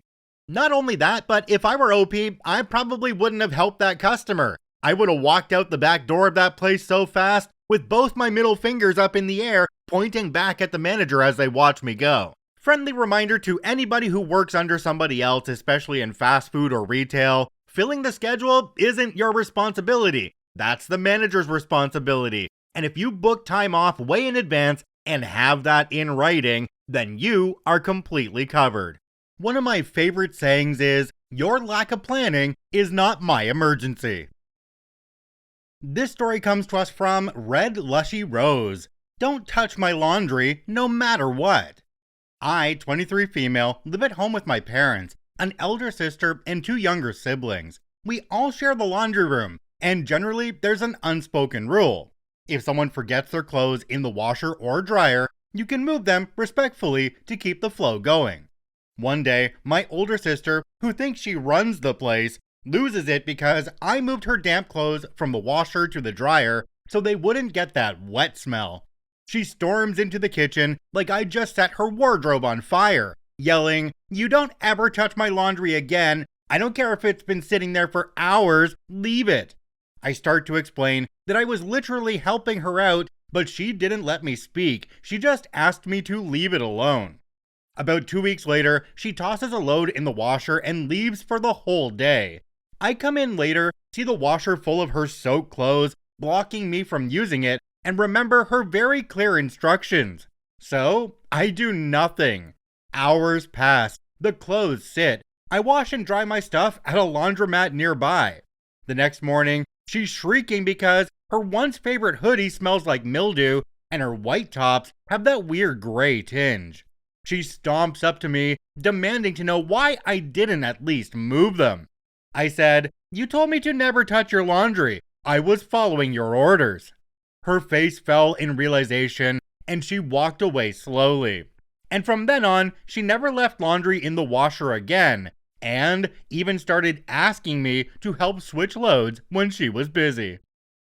You know, OP, there's another way that you could have handled that one as well. It would be to just temporarily take their stuff out of the washer, dump it onto the floor, bonus points if the floor is dirty, and then, once your stuff is washed, toss their stuff back in, and just let it fester. Or, if you really wanted to take the nuclear option, you could just take all of their stuff out of the washer while it's still wet, go to their bedroom, lift back their sheets, and dump it all on top of their bed. Let it sink in there. Cover it up with their sheets again and walk away. This story comes to us from Pretend Ad 7528. Sure, I can tell them everything. About 10 years ago, I worked in state government doing childcare center inspections. We worked closely with another department who investigated allegations of CA and neglect. For the first few years, my boss was very warm and engaged towards me. She seemed like she wanted me to succeed. Then, she asked me to write a grad school recommendation letter. I was 30 at the time, and she was in her early 40s. Then, she asked me to have lunch with her son, no dad in the picture, interested in criminal justice like me, so I said yes to be kind. Fast forward to 2016, elections came around, and, inevitably, she got wind of my political views. I don't talk about that stuff at work for good reasons, so she only found out what side of the aisle that I'm on. That changed everything. The micromanaging, the passive-aggressive emails, the constant enforcing of rules that was never done before, etc. Anyway, I got called to investigate a CA allegation. The director of the childcare facility asked to see a video submitted to the state as evidence. I told them that they had to submit a written request for the video, as was state regulation. The next day, she asked why I didn't just show them the video. I told her it's a state regulation for them to do paperwork. She sent it to the center director the next day and put me on a performance improvement plan the next week. Now, this got out to the rest of the department. I would say about 3/4 of the whole department started ignoring the requirement for paperwork to see evidence. Myself and my other 5 coworkers who worked directly under my supervisor asked our director to be moved to a different team. This all led to the director, who would have to drive in from the state capitol, having to sit in on every meeting with us and attend any and all staff meetings. Needless to say, my boss backed the F off for a while. After 3 months, I got my current job making twice the salary and make my own schedule. Almost feels like I get treated like an adult at work, hard to imagine. I think she lasted another year or two and then was gone. People make things hard on themselves for no reason. Jumping down to the comments on this one, we have one from a user called ShadowFuzz4v9. It says, ignoring state regulations for CA allegations? How is she not fired and or facing charges? OP responded and said, because state government, in my state at least, is scared of 2 things. 1, being sued by the public, and 2, having to fill a vacant position. It's hilarious, bordering on sad. The unfortunate thing in this case is that OP didn't think to report it because they thought that nothing would be done. But if you don't report it, then nothing absolutely can be done, because nobody knows about it. It is always best to report when somebody is breaking your state regulations, or your provincial regulations if you're up where I am. These are CA allegations. Why do something that could jeopardize the outcome of that? This story comes to us from Payroll Fan. Want ambulances to travel faster than the speed of light? No. I figured I'd give my malicious compliance story that I've been holding on to for a while. It's been many years since I worked for the company this relates to, but if you have any knowledge of the industry, then you know it's an acronym for, my ride. Being a private ambulance company, they acquired the contract to provide transport of patients to the hospital when they call 911. The city and county pays a flat rate in the contract to make sure that an ambulance responds and arrives on scene within 8 minutes and 59 seconds from the time of dispatch. On top of that, our company was allowed to bill the patient's insurance for the transportation and cost of treatment. Given our location, that is a pretty reasonable criteria.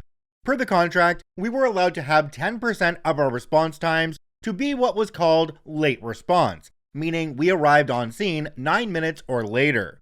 This on-time versus late ratio is what we called compliance. 98% compliance were golden. 89% compliance, emails started going out and phones started ringing.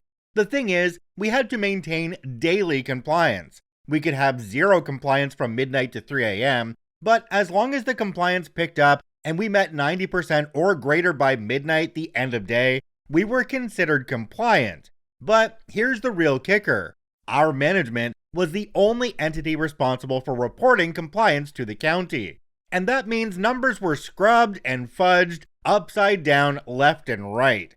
They used special delays or exemptions that would drop the response times from the reports and consider them outliers, generally used for if an ambulance is delayed by a train crossing, construction, severe weather conditions, etc. But management abused these delays in their reports to maintain compliance. Now, being responsible for the safety and care of critically sick or injured people, you'd think that they would adequately staff the ambulances to handle the population of our service area, and throw a little extra staff on top just to be safe and make sure they can handle anything that happens, right? No, they're trying to make money. If they can maintain compliance with less people, they did it. Heck, even if they couldn't make compliance, they'd use the delay exemptions to make it look like they were compliant.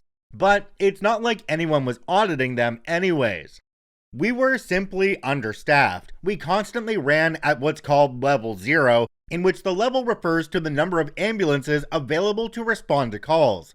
If corporate had their way, if you could run a level 0 constantly and still make compliance, we would be operating at peak efficiency, and the shareholders were happy. We were pressured to unsafely blow through stop signs and red lights, drive faster than reasonably necessary. Heck, even our supervisor taught us the trick of using the cruise control to bypass the speed limiter on our trucks. We were tired, overworked, and spent more time driving in high-stress environments than the DOT would ever even let truck drivers get close to. We complained to the union, we tried whistleblowing to the county, but nothing changed. We had it. The contract renewal was coming up. We had to be perfect with response times and look good so we could secure the next 4 years of service. But we all agreed, enough was enough. We started following the laws regarding Code 3 driving, lights and sirens. We stopped at every stop sign or red light. We drove no faster than we deemed safe for conditions. We sandbagged the ever-living F out of our response times and drove compliance straight into the ground. Unless the response was absolutely critical, every bellyache and stub toe, which was 90% of our calls, we took our reasonable sweet time getting there. The exemptions couldn't even mask the failure of our compliance. 2 weeks in, and many meetings with supervision, they couldn't write us up for being safer, and they started to staff more ambulances to regain compliance in time for the end of the month. It lasted a while, but I sought out employment elsewhere and haven't looked back since. I missed the job, but not the company. Jumping down to the comments on this one, we have one from a user called PixieDragon71. It says, 911 dispatcher here in a county with private EMS. They are always so slow that all officers and dispatchers let each other know that if we get seriously hurt, just throw us in the PD car or fire truck to get us there quickly. Their dispatch was so bad at not asking questions of the callers that they had us take over the actual dispatching of EMS calls and had us all trained with emergency medical dispatch. We hate it, but it means we actually get the info needed. Fire hated it because they ended up going to more calls, but at least we aren't losing as many people. Capitalism does not belong in education or emergency services or necessary healthcare. It still completely baffles me how the healthcare system works down in the USA and that everything down there seems to be for profit. I'm up in Canada. If you take an ambulance here, you will get a bill in the mail for about $45. The only real trade-off to our system up here compared to the one down in the States is that we have longer wait times, but it's not going to bankrupt us. I don't know, maybe I'm wrong, but I just feel like healthcare should be a basic right. This story comes to us from Louisiana NAMC. Raise denied for not working overtime. A couple years ago, I was working for a corporation as an analyst. Company culture was that working insane overtime was bragged about and praised, when in reality, these people are working overtime because they do so much meaningless work that could be automated in a dozen different ways. I've always been very flexible with my time because management has been flexible with me. If I needed to take a long lunch, leave early for an appointment, etc., and I've always been very forthcoming about this. However, if I don't have to work late, I'm not. I finish all of my responsibilities during normal work hours and wrap things up neatly at the end of the day to have a smooth start to the next day. I had been in this position for a little over a year and went into it knowing I was being severely underpaid and I'm very confident in the output of my work. Always got great marks on performance reviews and constant praise for what I was doing. So I felt deserving of a raise, and I requested it. 20%, which is large, I understand, and I debated that for a while because I knew I wouldn't get the full amount. But this is how severely I was underpaid, and I knew 20% was the cap by our company's policies. I was immediately rejected any raise because I come into the office at 8 and leave right at 5 while everyone else worked late, and I never offer to help others out when they are overloaded, meaning they work late and I leave on time. The first part of this feedback actually came from someone else who worked on our floor. Never worked with this guy in my life. My manager was all about perception is greater than reality, which I understand is general corporate culture, but that doesn't mean it's not BS. Okay, I can change that. Around 4:30 every day, I would ping my manager asking if there was anything she needed help with to finish out the day. I documented all of this in a Word doc. Day in and day out, there wasn't a single thing she ever asked me to do in addition to the work I was already doing. I would test things out and stay until 5:15, 5:30 some days to see who all is working late. Very seldomly was anyone ever in the office past 5:05. Eventually, my manager said I don't need to be checking in with her at the end of every day. I said, okay, no problem, but I just want you to know that you can always reach out if you need help with something, because I can't be expected to know your workload if you don't communicate. Our relationship stayed very strained after that. I was desperate to leave the company, especially once the raise was fully rejected after receiving an above average performance review for being in the job for only a year. Finally, got another offer about 5 months later that was a 60% raise. My prior company offered me the same 60% raise and a promotion. Took the new company's offer, and I've never been happier in a job. Jumping down to the comments on this one, we have one from a user called CoderJoe1. It says, in the corporate world where HR is of the mindset to never give anyone more than a cost of living increase, you need to jump around to new employers to get recognized for your worth. Long gone are the days where it's normal to be recognized for your efforts monetarily. Yes, things have definitely changed. If you look back into even just recent history, people did stay with companies for a lot longer than they do now. My dad, who's now 75, was with the same company for 36 years. Was able to retire fairly young, has a pension that he can live off of for the rest of his life, and everything there's pretty well just great. However, that doesn't really happen anymore. In fact, I don't know a whole lot of people spending 36 years with a company anymore. I guess things have just really changed. This story comes to us from Power Walking Hawking. He refused to go shopping for dress clothes, so he ended up in my old suit. I'm not sure if this fits in this sub because I didn't really have much to do for it. This happened when me and my cousin were 14. My aunt was visiting us over dinner, and she started complaining about an upcoming wedding of her husband's family they were invited to. Fancy venue, big family event, and all that. My cousin absolutely refused to go shopping with her for a nice outfit. He was some kind of skater emo hybrid at this time, so fancy clothes were literally a nightmare for him. He told my aunt he'd wear jeans and a black shirt or he wouldn't go at all. She was visibly annoyed and mentioned that she tried 3 times to convince him to go buy nicer clothes with her because these were too casual, and how tired she was of his attitude, and that she was considering pulling some kind of parental power move to force him into proper clothes. I told my aunt that I had a nice suit in my closet and it might fit him if he kept refusing to go shopping.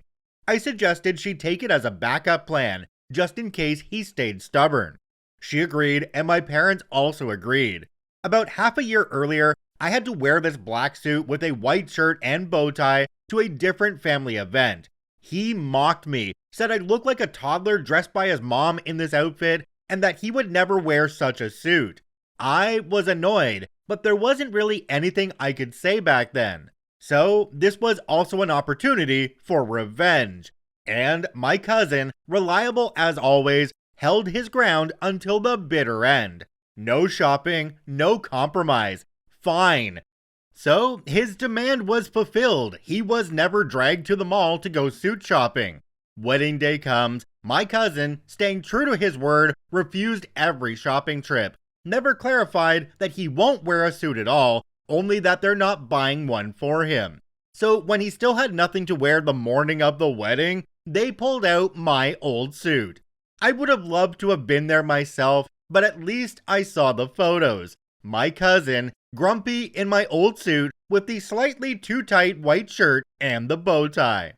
During the day, I kept picturing him sulking and quietly stewing in my suit and regretting every decision that led him there. And every time I thought of him that day, it put a big smile on my face.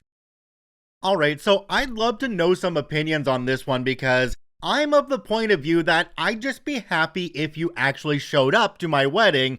I don't really care what you wore. I just want you to be there. And if that's the difference between a suit and clothes that you feel comfortable in, come in the clothes that you feel comfortable in because I just want you there. I'd love to know what you all think on that one though. If you're on YouTube, comment down below, or if you're on Spotify, drop a comment there as well. This story comes to us from Trying to Be Kindest. Every communication with the customer needs to be logged? You got it. I've worked at an accounting firm for 6 years. For the first 5 years, whenever I'd have a notable interaction with a client, I'd log this on a shared spreadsheet that I created. Everyone I worked with had access to this, and you could literally just Control F the account information and find whatever you needed. Super simple. If ever my manager Sarah needed a quick update on an account, she'd call me and I'd give her all the information she needed. At the 5-year mark, I'd managed to annoy Sarah by cutting back on attending optional social-only outings, despite having made them aware I do suffer with social anxiety and was off my medication. I was polite and professional in work as usual, just declined optional work outings. Side note, I tried for years, but it was a lot of cattiness. I'd even been harassed, gaslit about it, and even openly insulted at these events before I decided no more. Off the back of this annoyance, Sarah decided that my spreadsheet was too intricate and time-consuming to access, and it needed to be logged upon the accounting system itself, alongside my spreadsheet. The accounting system was often slow, at times non-functional. The logging process was moderately time-consuming, but slowed my role majorly to have to fully pull up each account just to update an email trail. I initially pushed back and asked why the sudden change. How was loading a spreadsheet more complex? This wasn't how I was trained, etc. Sarah told me it was easier for her to see notes on the accounts themselves. I asked why this has suddenly become a problem after 5 years. She had no answer, other than she'd always preferred them on the account, but now she wants to action it. I started logging notes on the system begrudgingly, alongside my spreadsheet. Sarah continued to use my spreadsheet regularly. She would also continue to call for updates, even when I had made 2 sets of notes for her convenience. She never checked my notes on the accounting system, but I continued to log. It was only when I noticed none of my coworkers were being asked to log to the extent I was that I started slowly reverting back to my spreadsheet. Sarah didn't care about this at all, but was prone to mood swings. When she would be having a bad day, she would remember how to check notes on the accounting system just to call me up and berate me for not having logged them. Sometimes I would push back with points made above, but she wouldn't even address this. Occasionally, I'd get an I know, and then she would just continue on her rants about how it just needs doing. The straw came for me when Sarah was having a particularly challenging period, called me up, and basically threatened my employment should I not log each interaction I made to her specifications. Quite frankly, with all listed above, I am done with this place. I have put things in place to leave, and will be doing so before the year is over. However, with regards to this particular issue, I decided to comply maliciously. I logged every single interaction. Every pointless email, every nothing CC, every call, every text. If I had so much as one word okay from a customer, it went everywhere I could squeeze text into on the accounting system. I started writing brief abbreviations that only I could understand on my spreadsheet, so that I could quickly find the information I needed, but Sarah would have to wade through 20 emails, transcripts, and texts to find what she needed. It took a lot of my time to manage, but I persevered. Other areas did suffer, but Sarah didn't care about that. Sarah was just happy I had submitted to her ever-changing whims. I also grew a backbone when Sarah would call and would insist heavily that she check my notes on the accounting system, as suddenly I am just oh so forgetful and wouldn't want to leave out any important information. She knew what I was doing, but she couldn't do a thing about it, as I'd told several coworkers about how happy I was Sarah pushed me to use the accounting system, how smart she was, it saved me so much time, etc. My good times with watching her sift through countless texts and emails came to an end last month. After 6 months of watching her wade through the oceans of emails, transcripts, and texts I would leave on each of my accounts. I checked my emails one morning to find that Sarah had, without any communication, scheduled a one-on-one weekly occurrence meeting with me, solely to get updates on all my accounts. I accepted the invite with glee and waited for it to roll around. When the meeting commenced, Sarah pulled out a notebook where she had been keeping every query on my accounts she had over the past week. It was surprisingly extensive, but I imagine she'd been stockpiling a lot longer than a week to be petty and also to avoid using her convenient new logging method. I listened and nodded, customer service smile on my face, while she explained how it needed to be a meeting because sometimes I don't have time to check notes, and I think it's easier for us to do it this way. I agreed wholeheartedly. A smug smile crept across her face, and she told me the first account she would need an update on. Without skipping a beat or allowing one crack in my customer service smile, I put on my screen share and it showed the account she had queried on accounting system, with the notes tab open. Her smug smile dropped, replaced by a look of poorly composed, white-hot seething rage. I then, bar for bar, read the entirety of the relevant notes on the account. No paraphrasing, no deviation from the written text whatsoever. Same with the next account and the next. By the time the call had concluded, Sarah had a face like thunder and didn't even say goodbye when the call ended. The following day, there was a team-wide email issued with the subject, Urgent Notes Update. It was a one-paragraph email about how due to some site issues, the accounting system was no longer suitable to store our notes, and we are to return to the prior system of keeping our own records. I'm still leaving, but that look on Sarah's face will be enough to placate me until I do. OP, when you leave this company, the one thing that you absolutely need to do is delete the spreadsheet that you created. It is not a company-developed tool, it's something that you created, so you should remove it before you leave because that's your property.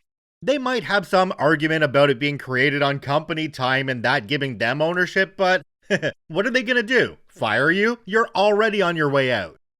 This story comes to us from Icy Computer Poop. Same penalty for being 6 minutes late as for being 3 hours late? Okay, boss.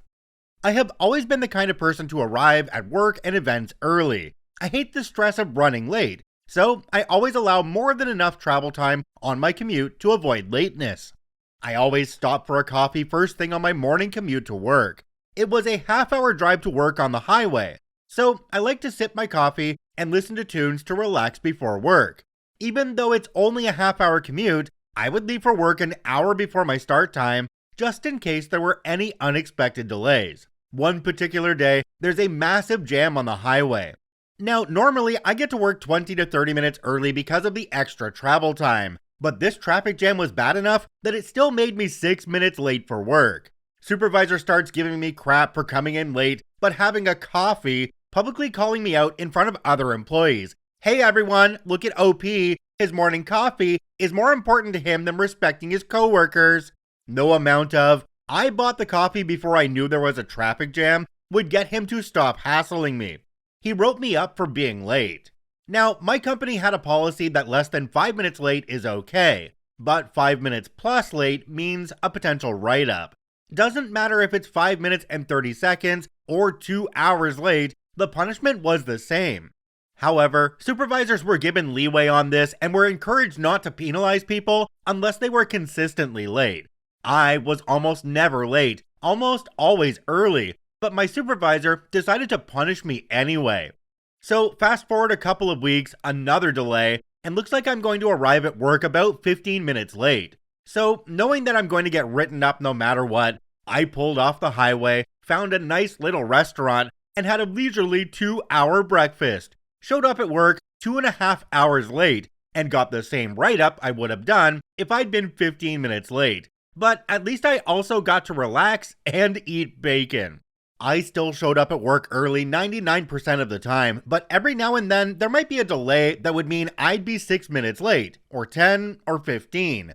Rather than take the penalty for a lousy couple of minutes, each time I'd extend the late time a couple of hours and have a nice, relaxing breakfast. OP getting written up by the supervisor the first time they were ever late really makes me think that that supervisor might have had it out for OP and was looking for reasons to write them up.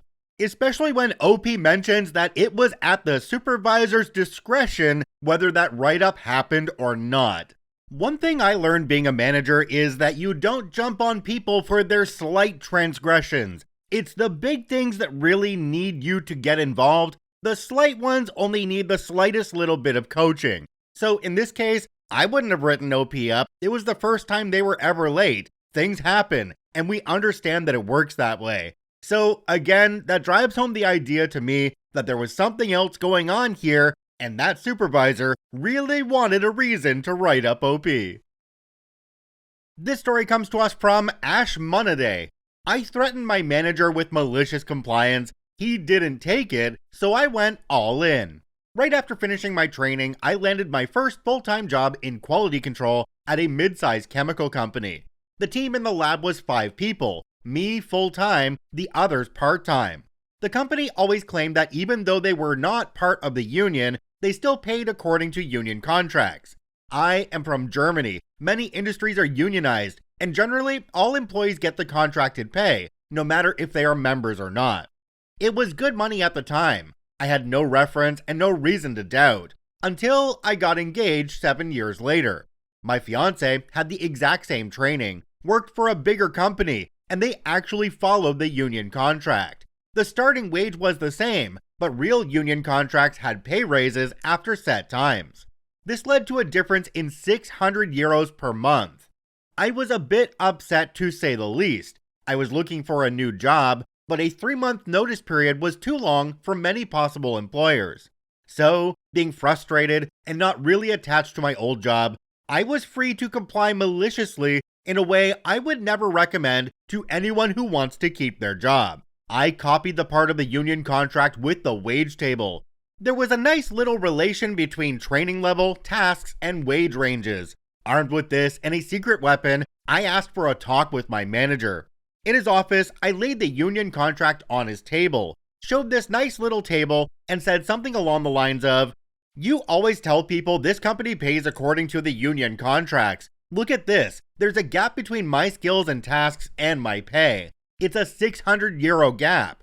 So, to comply to your statement, there are 2 ways to fix this. First, I get 600 euros more. Second, I stop doing many of my tasks. Which one should it be?" He wasn't thrilled. Said I was really leaning out of the window with that statement. A German idiom basically getting bold. I replied, 30% of your department's manpower is sitting in front of you. My fiance is getting paid the real union wage, and we're looking forward to move together. Question is, where? As we live 120 kilometers apart. My biggest obstacle is my 3-month notice period. Then came my secret weapon. I pulled out a fully written letter of resignation and asked for a pen to sign it. Long story short, I got the 600 euro raise. I stayed there for another year. So basically, I was malicious and my employer complied. Hope this qualifies. Jumping down to the comments on this one, there's one from a user called Groundbreaking Oil 434. It says, "The downside to this approach is the boss is now on high alert about you. This means no leeway with screw-ups, no bending the rules in your favor ever. Covering his butt about everything that relates to you. No favors, no priorities. You'll have the book thrown at you every darn time. This is never a good idea, unless you are already looking for a new job. This one ties into the previous story where I said that the supervisor was likely looking for a reason to write OP up. Well, the supervisor in this story is now looking for a reason to write OP up and get their butt out of there, because they know that OP is willing to push back and use what they have against them. This story comes to us from Throw RA. You said to put your crap outside. You never said where. This happened about 10 years ago, but still makes me laugh every time I think about it. I was in my early 20s, dating this guy who was ridiculously controlling and full of himself. Classic narcissist. Everything revolved around him, and in his mind, he could do no wrong. You know the type. Anyway, after I caught him cheating, I finally hit my limit and told him I was done for good. The way I found out he was cheating was the best part. I had my suspicions for a while, so I went through his phone. Sure enough, there were months of messages between him and some girl he worked with. Flirty garbage, talking about how he couldn't wait to leave me, all that nonsense. But one text in particular had me rolling my eyes. He had sent her this the day before. "She's driving me crazy. She's got me through the roof. I need you so bad, babe." Got me through the roof? Pretty sure that's not how the expression goes. Your blood pressure can be through the roof. Your anxiety, your rage, sure. But unless you're Spider-Man or a haunted Victorian child, you are not through the darn roof. The next morning while he was at work, I texted him and said I was done. He kept pressing me to explain, but I never admitted I'd read his messages. I let him stew in his own arrogance until he finally realized I wasn't bluffing. By that point, he had pretty much moved into my house, so naturally, he wanted all his stuff back. He texted me something like, "You better have all my crap outside when I get there, and I mean every effing bit of it. I'm not making 2 trips. Oh, don't worry, sweetheart. I gathered every last thing he had at my place, which included at least a third of his wardrobe, a pile of overpriced hats, 2 pairs of pristine Jordans, and an iPad. I stuffed everything, minus the iPad, into a trash bag, tied it loosely, walked outside, and launched it straight onto the roof. Some of his clothes flew out midair and scattered across the yard. Most of it landed on the roof and just chilled up there like it paid rent. As for the iPad, I put it in a box and set it near the edge of the driveway. Not long after, a couple of teenagers walked by and peeked inside. I was sitting on the porch when one of them asked, "Is this yours?" "Nope." "Can we have it?" "Sure, why not?" He said to put his stuff outside. He never said I had to guard it.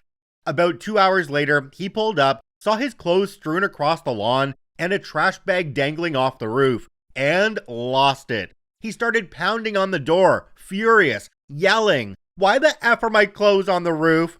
I swung the door open, looked him dead in the eye, and said, "Well, judging by the text you sent your little girlfriend, apparently I had you through the roof. I figured your clothes might as well join you. You told me to put your crap outside, you didn't say where." He stood there red-faced, fist clenched, seething. "And how the F am I supposed to get my crap off the roof?" I shrugged, smiled sweetly, and said, "Maybe your girlfriend can loan you a ladder." Then slammed the door in his face. The funniest part is that he ended up making 2 trips after all, laugh out loud. He did come back later with a ladder. Whether or not she loaned it to him, I couldn't say.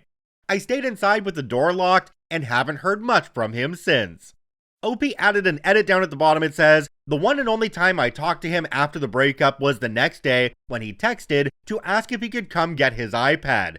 I told him the truth, that I sat it outside like he asked me to. If it's not there, I guess someone stole it. Sorry."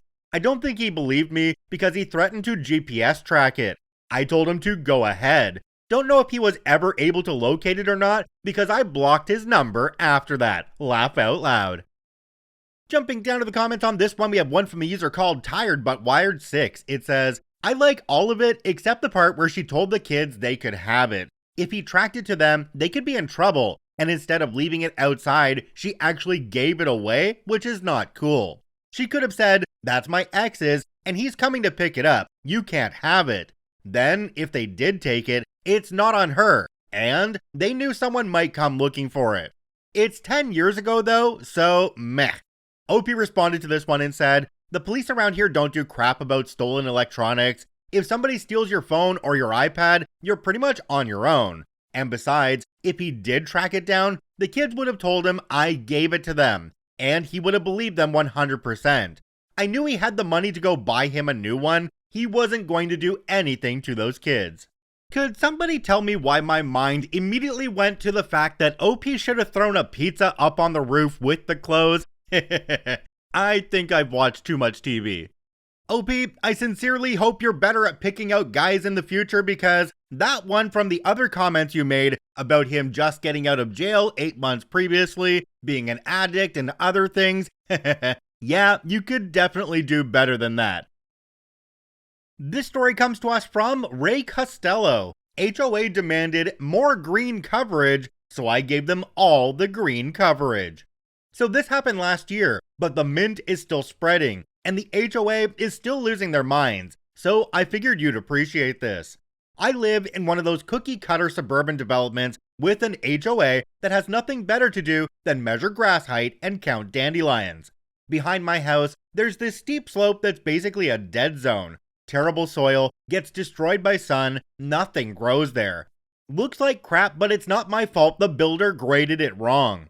Enter the HOA Compliance Committee, aka 3 retired Karens with clipboards. They start sending me violation notices about insufficient green coverage and failure to maintain community landscaping standards. I try explaining that it's an impossible area, but they don't care. They want it green or they want fines. I spend like $200 on grass seed, it dies. Another $300 on sod, it dies. Hire a landscaper for $800 who basically tells me some places aren't meant to be green, then leaves. More violation notices. Finally, I'm browsing Reddit at 2 a.m. as you do, and see this post for Bad Apple's Double Mint Seed Bombs that claims to solve impossible erosion problems. The whole thing sounds sketchy, but I'm desperate and facing HOA fines, so F it. $35 for 5 seed bombs. Here's where the malicious compliance begins. The violation notice specifically said I needed to establish adequate green coverage using appropriate plant materials for erosion control. It didn't say what plants, just appropriate and green coverage. So I read up on mint. Turns out it's actually excellent for erosion control. Deep roots, spreads aggressively, thrives in terrible conditions. Technically, checks every box they demanded. Friday evening, I chuck all 5 seed bombs onto my dead zone like I'm lobbing grenades. Saturday morning, I email the compliance committee that I've deployed professional grade erosion control featuring premium mint varieties selected for aggressive establishment in challenging terrain. Sounds official as heck, right? Plot twist, it actually worked. 6 weeks later, my dead zone is green as heck. Thick, lush, beautiful mint covering everything. The compliance officer does her walkthrough and actually compliments my creative landscaping solution. Violation notices stop. I'm feeling pretty smug. Plot twist number 2, mint doesn't understand property lines. By fall, I noticed mint popping up in the common areas. Underground runners had snuck under the fence and were colonizing the neighbors. Spring comes and mint is everywhere. Around mailboxes, along walking paths, even in their fancy entrance landscaping. Here's the beautiful part. The HOA Charter, Section 4.2.7 if anyone cares, specifically prohibits removal or disturbance of vegetation that originates from individual property owner plantings without explicit written consent. They can't touch the mint without violating their own rules. Current situation, ongoing chaos. HOA hired 3 different landscaping companies, all basically said, "You have mint now, learn to love mojitos." Community Facebook group is 50% people complaining about mint, 50% people asking where to harvest it for cocktails. Last month's HOA meeting included 20 minutes of heated debate about aggressive aromatic species management. They're trying to revise the charter, but need 75% homeowner approval, and everyone thinks this is hilarious. Best part, Karen number 1 from the compliance committee now sends passive-aggressive emails about residents who deliberately introduce invasive species, but can't name names because that would be creating a hostile community environment. Section 2.1.4. My neighbors love it. Free mint for everyone. The mailman said our whole street smells like a spa. I make mint juleps with ingredients harvested from the community mailbox area. The HOA wanted green coverage. Mission effing accomplished. I know there's a ton of people out there that just enjoy their carpets of grass in front and behind their houses, but personally, I look at those and think they kinda suck because there's no variety there, there's no wildlife there, and there's a heck of a lot of water being wasted to make that green carpet. I'm a big fan of having wildflowers and non-invasive plants in your front lawn, and that honestly leads to less maintenance as well. This story comes to us from Buffalo Agreeable 372. Finally, a real malicious compliance story. I'll have to keep some details a bit vague. I work for a just-in-time company and was on work assignment in Japan. They had some strange approaches to prioritizing which safety items needed focus. They also have a very specific method and format for problem solving. This is important later. If you've ever driven in Japan, you know that some roads wouldn't pass as a cart path most anywhere else, and most have very deep gutters that will crap-mac your car right quick. My company car was a gorgeous 87 horsepower Vitz. I still miss it sometimes. When idling in drive, it hovered around 22 to 25 kilometers per hour. Sorry Americans, I don't know how many hogcocks to the melted Velveeta it is in freedom units. The speed limit on the site was 20. The speedo for the Vitz was in the center console, and the driveway through the site is quite long and narrow. I couldn't watch both easily. One day, they had safety team members out in a literal speed trap. I got pulled over. Driving infractions are pretty serious, and I am gaijin, so they lost it on me. They flagged down lots of people, but only I got yelled at. I had to write a shame letter and do a problem-solving report for root cause and countermeasure. Sure.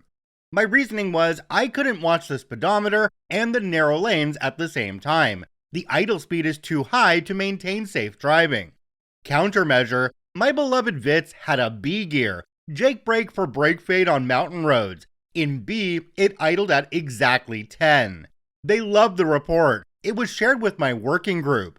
The next time I was on site, I went directly to my car, got on the lot exit to the winding, narrow, single-lane driveway, and put it in B. There was a huge line of cars behind my idling 10km/h Vitz, with the guy directly behind me losing his darn mind. It took forever to get to the gate, although no one was speeding. The next morning, my boss said there were many complaints about the white Vitz driving too slow. I said safety first, and I don't want to risk another speeding ticket at work. He said I didn't have to drive 10 kilometers per hour anymore. Effing nope. Every day I worked on that site, I drove exactly 10 in and exactly 10 out. I feel bad for screwing everyone else over, but if it's serious enough to give me a speeding ticket and a shame letter, then it's serious enough to be diligent about. They made an announcement that the safety Gestapo would limit safety audits to activity on site and that the activity was a great success in slowing down unsafe drivers. I think that was a tacit approval to go back to the old way. Even then, 10 kilometers per hour in, 10 kilometers per hour out. It became a running joke in my group though. I think they envied the malicious part of the compliance. They wouldn't be so strident against authority as it looks bad. I don't give a crap. They would ask when I was arriving on site. I'd say I'm just pulling in. They would say, I see, we'll see you in 25 minutes. If I ever have to go back there, I will do it again. Safety first. Jumping down to the comments on this one, we have one from a user called the Giacomo1. It says, for others that might be wondering, the Vitz is the JDM name for the Toyota Yaris or Echo.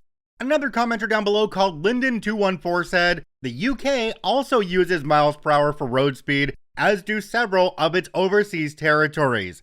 Well, OP responded to this one in an edit to the original post, and it says, it has been pointed out that the British and some other places apparently don't use logical or easy units of measure.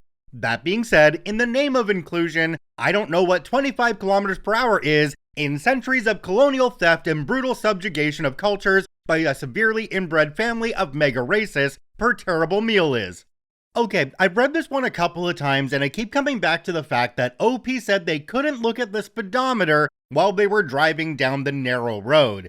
Well, it's not like you need to constantly stare at the speedometer, you just need to glance at it every once in a while. And yeah, being in the middle makes that a bit of a pain in the butt, but if you've been driving for a while and you know how to drive properly, I don't see why that would be a problem. It's fun to maliciously comply and to make everybody else late when they're trying to get into work, but I think it would be just as easy to actually drive the proper speed and still not run into the sides of the driveway.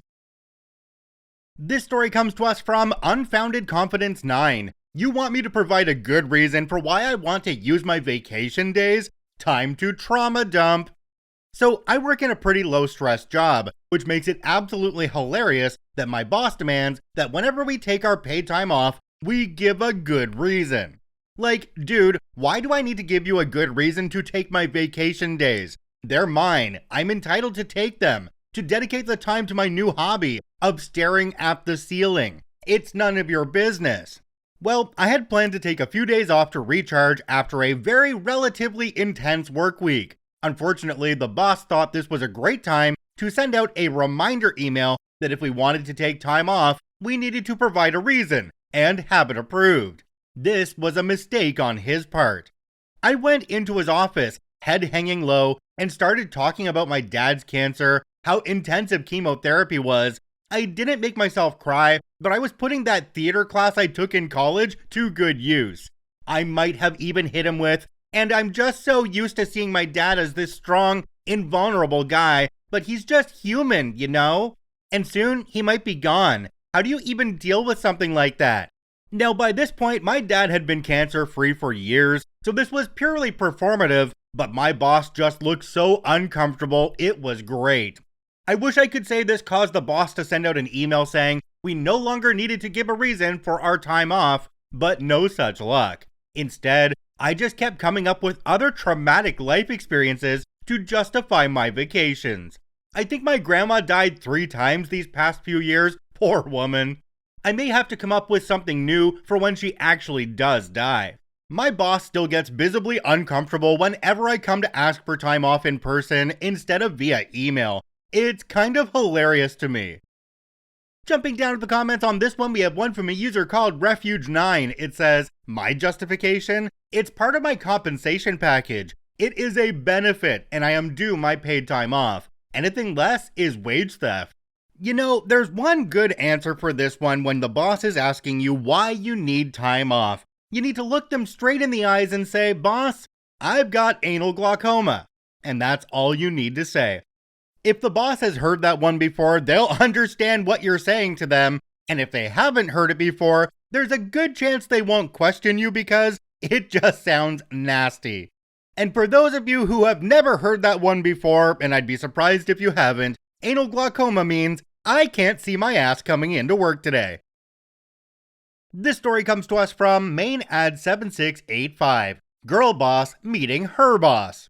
I've been working at a poultry farm for about a year now. It's legal for 14-year-olds to work in agriculture in my state, and I was always a hard worker who, in spite of my personal and brief legal troubles, was very productive and intuitive.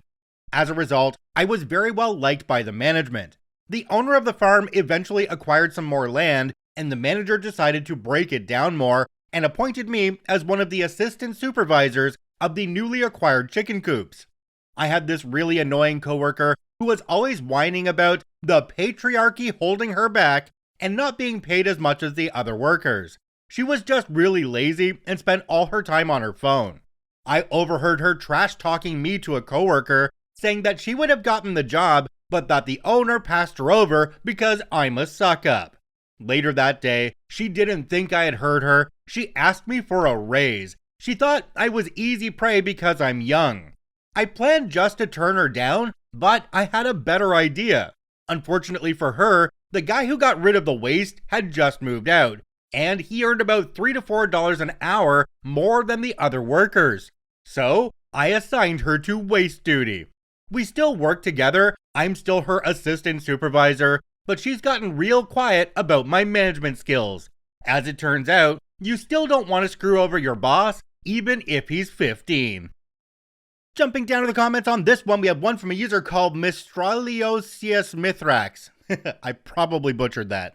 It says, talk crap, get crap. Also, how cool are you that you still technically gave her higher paying work? She can't say you didn't give her what she deserves either way. Laugh out loud. OP responded and said, that's why it's malicious compliance. It feels amazing showing her who's boss and giving her what she wanted at the same time.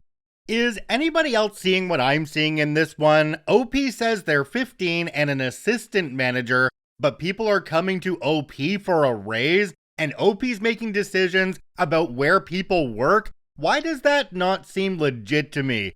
Who in their right mind gives a 15-year-old enough power to put people in different jobs and change the amount of money that they make? That doesn't seem right to me, but I'd love to know what you all think, so if you're on YouTube or Spotify, drop a comment and let me know your thoughts on this story.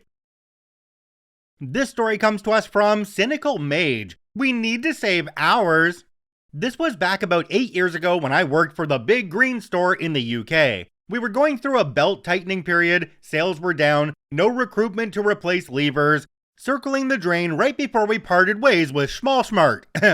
I'd been sent onto nights to evaluate and fix them, came in for 10 p.m. for a shift start, and immediately got collared by my line manager, who I had a mutual loathing going on with. He rants at me that I have to cut hours, pick a colleague, he doesn't care who, and send them home. I have a little think about it and pull in my 3 little minions. I explain the demands, but I also tell them that I think this is massively unfair, expecting one person to lose an entire shift.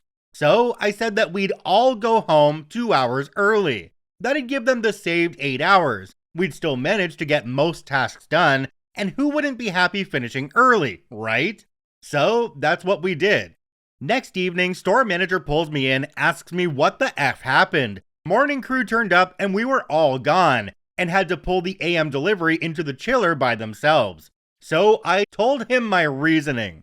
Turns out that the night team wasn't meant to be part of where the hours were cut. Seems Mr. Line Manager was trying to hit 2 birds with 1 stone. Free up hours for his shift and also get me in trouble for failing my tasks. What actually happened was that my minions pulled together in solidarity. We nailed our crap, and by all being gone the following morning, we drew full attention to the shenanigans. We got apologies, and he got in trouble.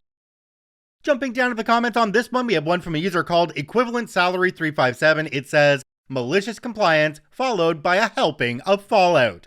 OP responded and said, oh, it was delicious. I'm a very weird manager, in that I'm all about the team, working together, never expecting my guys to do anything I wouldn't do myself. Kick their butts when needed, but I will fight until my last breath when they need protection. Consequently, I end up with a team who have my back, and those guys certainly appreciated my transparency. They outdid themselves that night. We all shared the financial hit, and we all stuck a finger up as a group. Wait a second here, OP says they got apologies. Were they forced apologies by somebody higher up? Because I feel like that boss you had isn't the kind of person that would apologize to you willingly. OP, thank you for being the kind of manager that everybody wants and the kind of manager that everybody needs. There are too many people in management positions that really don't know what they're doing and are just on a massive power trip. Thank you for being one of the ones that is there for your team. This story comes to us from Scarlet Hotface. Turn off every light when you leave the room? Okay. Back when I was in high school, I lived with my extremely frugal aunt while my parents were abroad. She had this obsession with saving on the electricity bill. Fair enough, but she took it to the extreme. One day, she caught me walking out of the kitchen and scolded me for leaving the ceiling light on, even though I was going back in less than a minute. She said she didn't care if I was gone for 30 seconds. When you leave a room, you turn off every single light. Got it. I started turning off lights whenever I leave a room, and soon I got used to it. Later that week, she was cooking in the kitchen, and I was helping her grab ingredients from the pantry which was technically a separate little room connected to the kitchen. I stepped into the pantry, grabbed the oil, walked out, and turned off every single kitchen light as I exited the room. She shrieked mid-stir like she'd gone blind. "What are you doing? I'm still here." I said, "Oh, I thought you weren't. You said turn off every light when I leave a room, and my muscle memory is already getting used to it." It didn't stop there. Anytime we were in the living room and I got up to use the bathroom, I'd leave her in pitch darkness. Once, she was even watching TV and I just clicked off the power bar on my way out. It took about 4 days of bumping into furniture before she said, "Okay, maybe use common sense." I still turned the bathroom light off every time she used it though, because I wasn't in the room after all. Took a while before my muscle memory returned to normal. So, OP, what you're saying in this one is that you were staying with somebody in their home for free and they asked you to shut off lights and you were just a prick about it. A little bit of respect can go a long way, and I kind of sympathize with your aunt saying that the lights need to be turned off because they're left on in my house all the time and I tell my kids to turn them off. Fortunately, most of the lights in this house are LED, so they're not really costing us anything, but it's the principle behind it that you should shut off a light when you leave the room. This story comes to us from Velvet X Glimmer. Hire her no matter what? As you wish. I am part of a small hiring team at my workplace, and I take my position very seriously. Some time ago, we were looking to fill a key role that required someone sharp, organized, and ready to work under pressure. We had a solid shortlist after several interviews, and then my department supervisor pulled me aside. He told me, flat out, to hire one candidate in particular. Not because she was the best fit, but because he wanted me to. I later heard through office rumors that she was an almost girlfriend. Basically, someone he had a thing for and was trying to impress. He said I should, but just make it work, and he will take the heat if needed. I refused at first, showing him her results of the interview. She was one of the least ranked. She was late to the interview, vague answers, couldn't explain basic industry terms. But he wouldn't listen and said it was a direct order. So I did exactly what he asked. I hired her, gave her all the support I could, even offered extra onboarding help. Within a month, she accidentally sent a confidential client file to the wrong company. Then she once approved a purchase order for 10 times the budgeted amount because she obviously didn't read through all those numbers. It was from one wrong to another. We lost a major client over the email slip. Another pulled back on their contract due to delays on her end. When upper management started asking questions, my manager tried to dodge responsibility, but HR already had the hiring records. I made sure all instructions, including his, were documented, which was intentional in case a situation like this came up, and it did. He was resigned within the quarter. She quietly disappeared not long after. Turns out, hiring your crush isn't as cute when the company starts bleeding money. Jumping down to the comments on this one, there's one from a user called Mo Shen. It says, "Reminds me of my director hiring someone because they go to church. They should be great." And this was after I told them I thought they would be a problem. The person in question was a massive disaster and was fired within 2 weeks. I love how this guy got this girl the job just because he had a crush on her. Like, he totally wasn't thinking with the proper head, if you know what I mean. The fact that they both got fired though just shows that they both weren't really right for that company because he made horrible decisions and she just wasn't right for that job. This story comes to us from Feral Faye. "You want me to stop working overtime? Sure. Good luck hitting your deadlines." I originally posted this as a comment on another thread, but a few people messaged me saying I should give it its own post. So here we are. About 10 years ago, I worked for a mid-sized manufacturing company that did contract work for a lot of big-name tech companies. We were always under pressure to meet tight deadlines, and it was common for employees, especially on my team, to rack up a ton of overtime. We weren't forced, but we were compensated really well for it. I was young, hungry for the extra cash, and honestly proud of helping the team hit goals. Enter new management. Our old supervisor retired and was replaced by a guy I'll call Dan. Dan came in hot, trying to shake things up and streamline operations. Classic. One of his first big changes, he decided that too much overtime was making him look bad to higher-ups. Said it made it seem like he couldn't manage his team's workload. So he called a meeting and announced that going forward, we were not allowed to log overtime unless it was pre-approved in writing. And spoiler, he wasn't going to approve it.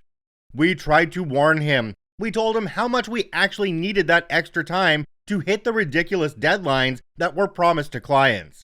He waved it off, said we should work smarter, not harder. So, fine, we did exactly what he wanted. We all stopped working overtime cold turkey. No staying late to help the next shift, no logging in early, no coming in on Saturdays to prep for big shipments. We worked our 8-hour shifts and clocked out, nothing more. At first, Dan was thrilled. He kept bragging in meetings about how he'd fixed the overtime problem. But within 2 weeks, the cracks started showing. Orders got delayed, shipments missed deadlines, customers started calling, pissed off about late deliveries.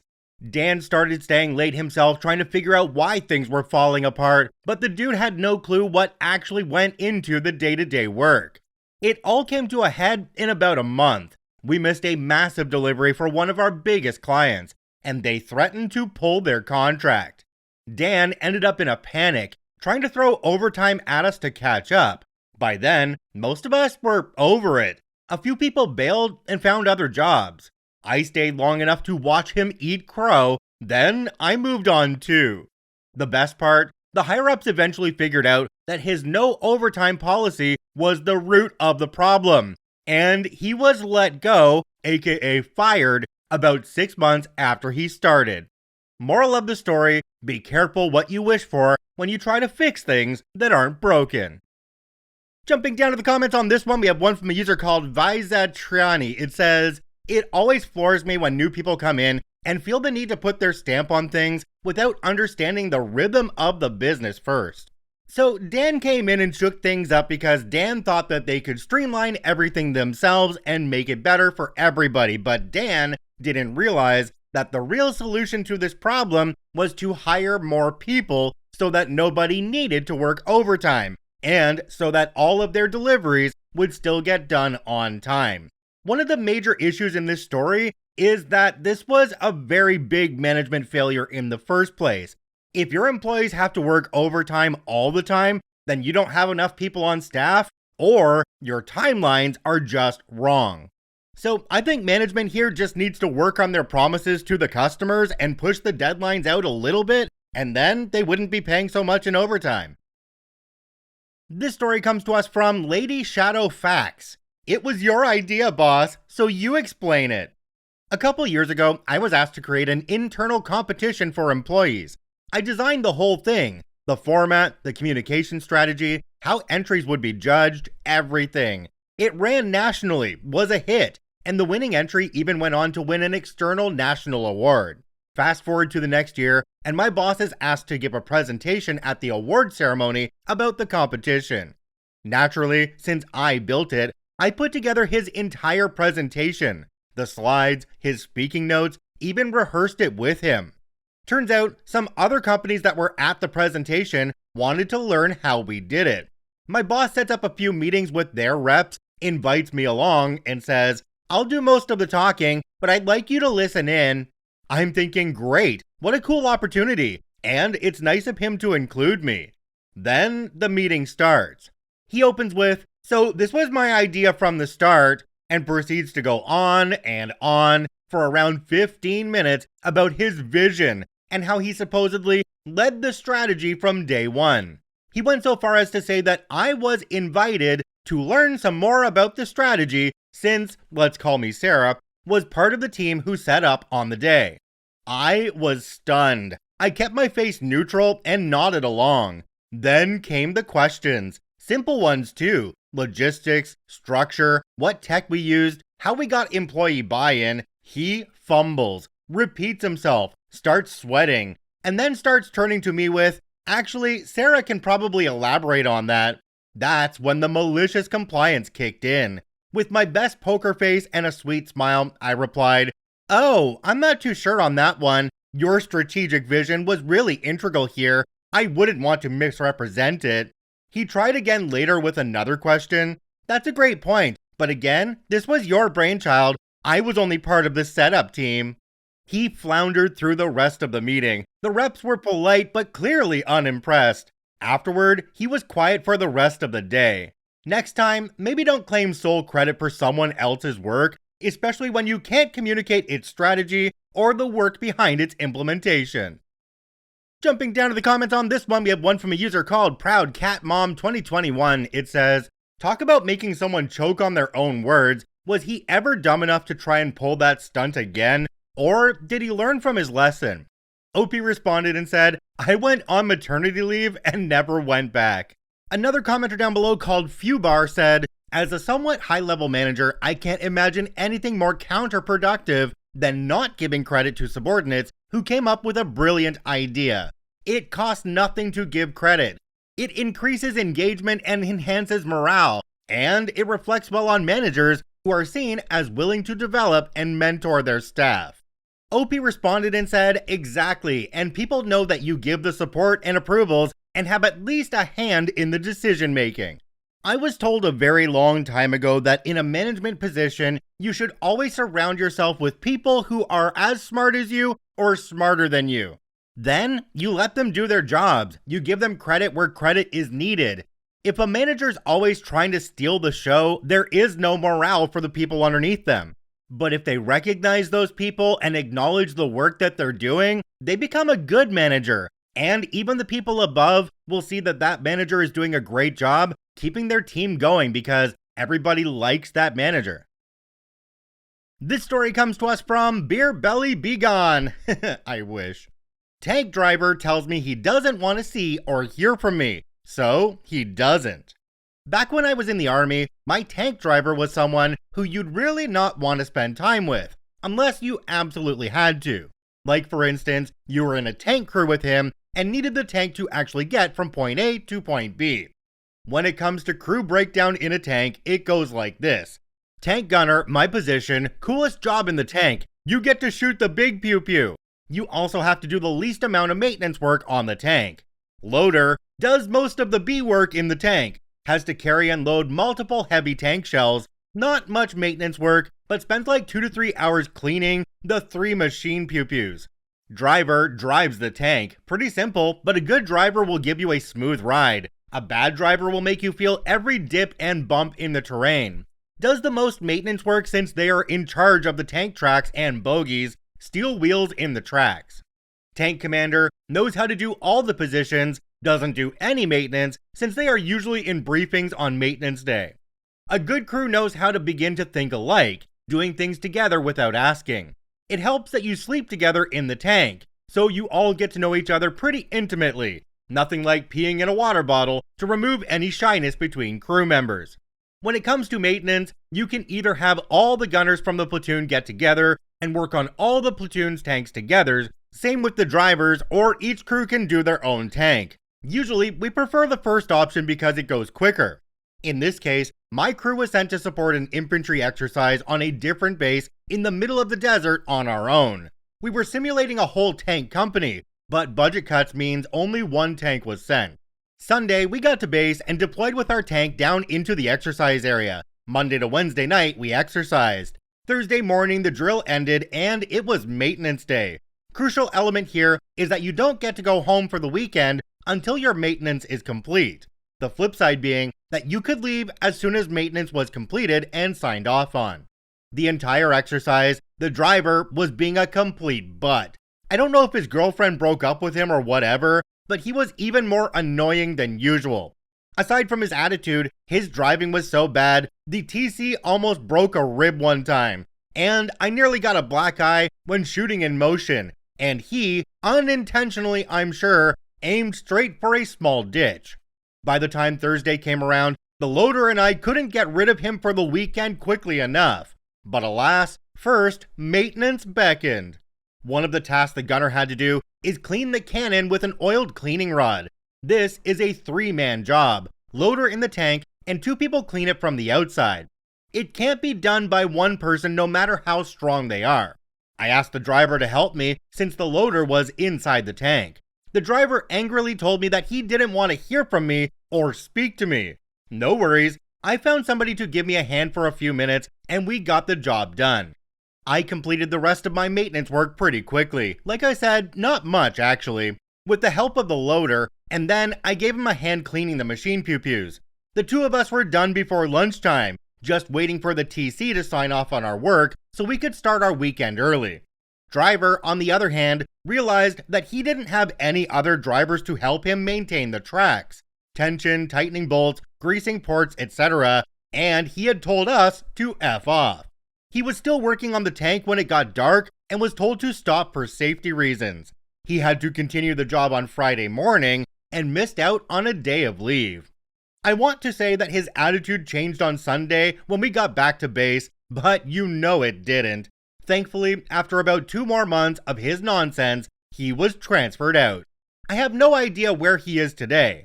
I'm still good friends with the loader and TC. The driver can get bent.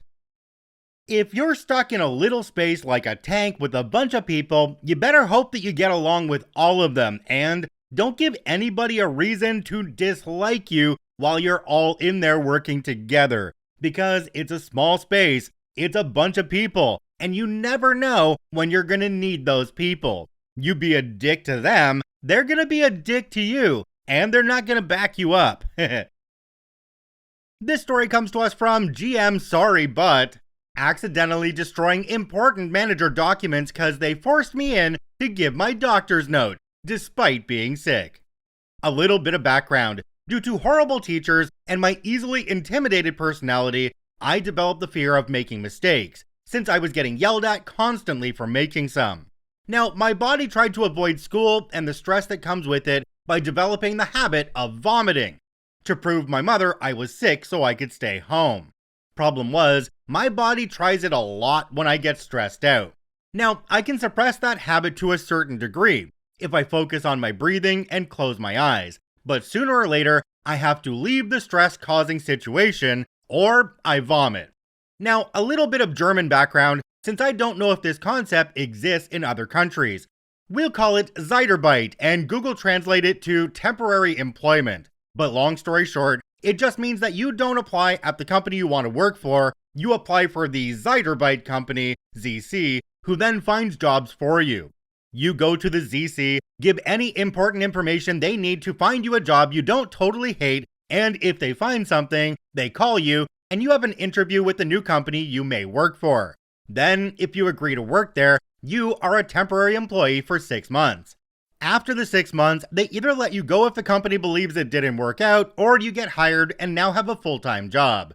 In theory, that sounds awesome. In practicality, the company spares money if they let go of the temporary employee and circle to new ones, so your chances of staying is barely non-existing. Not to mention, in the 6 months, they don't need a reason to let you go other than to say it doesn't work out. Now to the story. The first 2 jobs I got through ZC, I try hard to impress them. Doing overtime, work more outside my job description, always being on time, and never being sick. I ignored my mental problems and drowned them at home to endure everything. However, I wouldn't be here if I got hired. This story takes place in 2018, my 4th job, a factory where I have to pack and sort stuff. However, now I was far less enthusiastic. No overtime, keeping to my job description, but I still was always on time and stayed my 40 hours a week. However, the manager demanded overtime nearly daily. I wasn't going to do it, not for minimum wage, and she didn't like it. But I was doing my job, so I believe she kept me in for the full 6 months before they let me go. But then, I made an absolute fatal mistake by daring to get sick. I got a cyst very close to my private area and could barely walk, stand, or even sit. Laying was uncomfortable, but at least not painful. I went to the doctor, got antibiotics and a doctor's note for 7 days, 5 for the antibiotics, and 2 to see if it helped enough. I called in my job to state I was sick for a week, but my manager demanded I give it to her in person, or she would let me go then and there. Now, I was annoyed, tired, and in pain that I have to go in, since I was just in my 2nd month working there, so I accepted and my parents drove me in. I waddled like an X-legged penguin through the factory into her office. She didn't see me walk since she was writing something. I put the doctor's note on her desk, close to some other documents. She looked up at me and started talking a lot. Now, you can imagine that condescending Karen tone in her voice. She started lecturing me on how she dislikes I don't do overtime, and now that I'm lazy and went to the doctor to get a week off paid vacation, that I need to work on my working morale, and that my chances of getting hired are very slim, and I need to put in 110% if I want to have a chance. Now, my pain around my private area started worsening due to me standing, so I barely listened to her after that, but I noticed her voice got louder and louder, and she somehow talked herself into a rage, nearly yelling at this point, and I felt my stomach started turning. I started my strategy to keep my stomach calm since I knew it would be maybe a few minutes of her complaining before I can leave. I tried to cut in to explain that I need to go home to rest, but she had none of it and interrupted me, telling me how disrespectful it is to interrupt someone. Cue my malicious compliance. I stopped calming down my stomach and let it do what it wants to do. And surprise, surprise, not even after a minute, everything comes out, hitting her desk and covering some of her documents and half of my doctor's note. Her face was absolutely priceless, though I wished I could have enjoyed it more next to my pain and new taste. After her initial shock and silence, she finally sent me home to rest.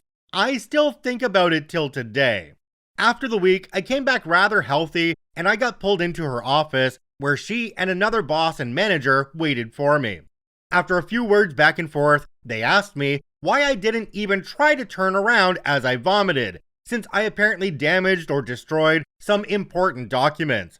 And even though I was not obligated to it, I explained the cyst I had that I couldn't even walk, stand, or turn around without a lot of pain, let alone going to the next restroom or trash bin. And that I shouldn't have even been there in the first place, since a doctor's note can be handed in after I come back. The other manager and boss looked super pissy at my manager. After more unimportant back and forth, I returned back to work.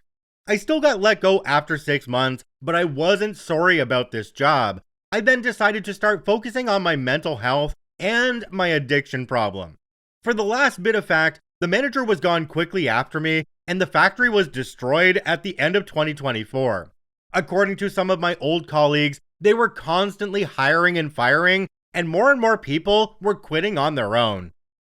Jumping down to the comments on this one, we have one from a user called BSB Hardick. It says, "Hope you have someone to talk to like a therapist to go through your issues, cause stress-induced vomiting is not at all normal." OP responded and said, "I have a few people from friends to some experts, but the more I found out about my mental health, the more it revealed how much I suppressed in order to function. But I'm still alive somehow, so that's a good thing." Alright, with my understanding of the labor laws in Germany, it sounded to me more like this story was from the US and not from Germany themselves.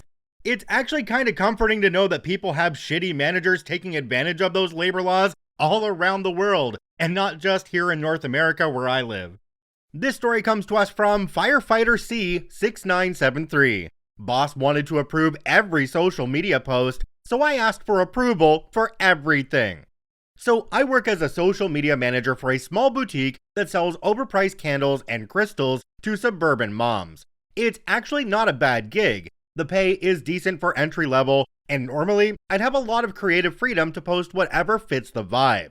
Enter my new manager. She got promoted from sales to digital marketing director, aka my boss, about 3 months ago, and she has absolutely zero experience with social media. Like, this woman still uses Facebook to post blurry photos of her breakfast.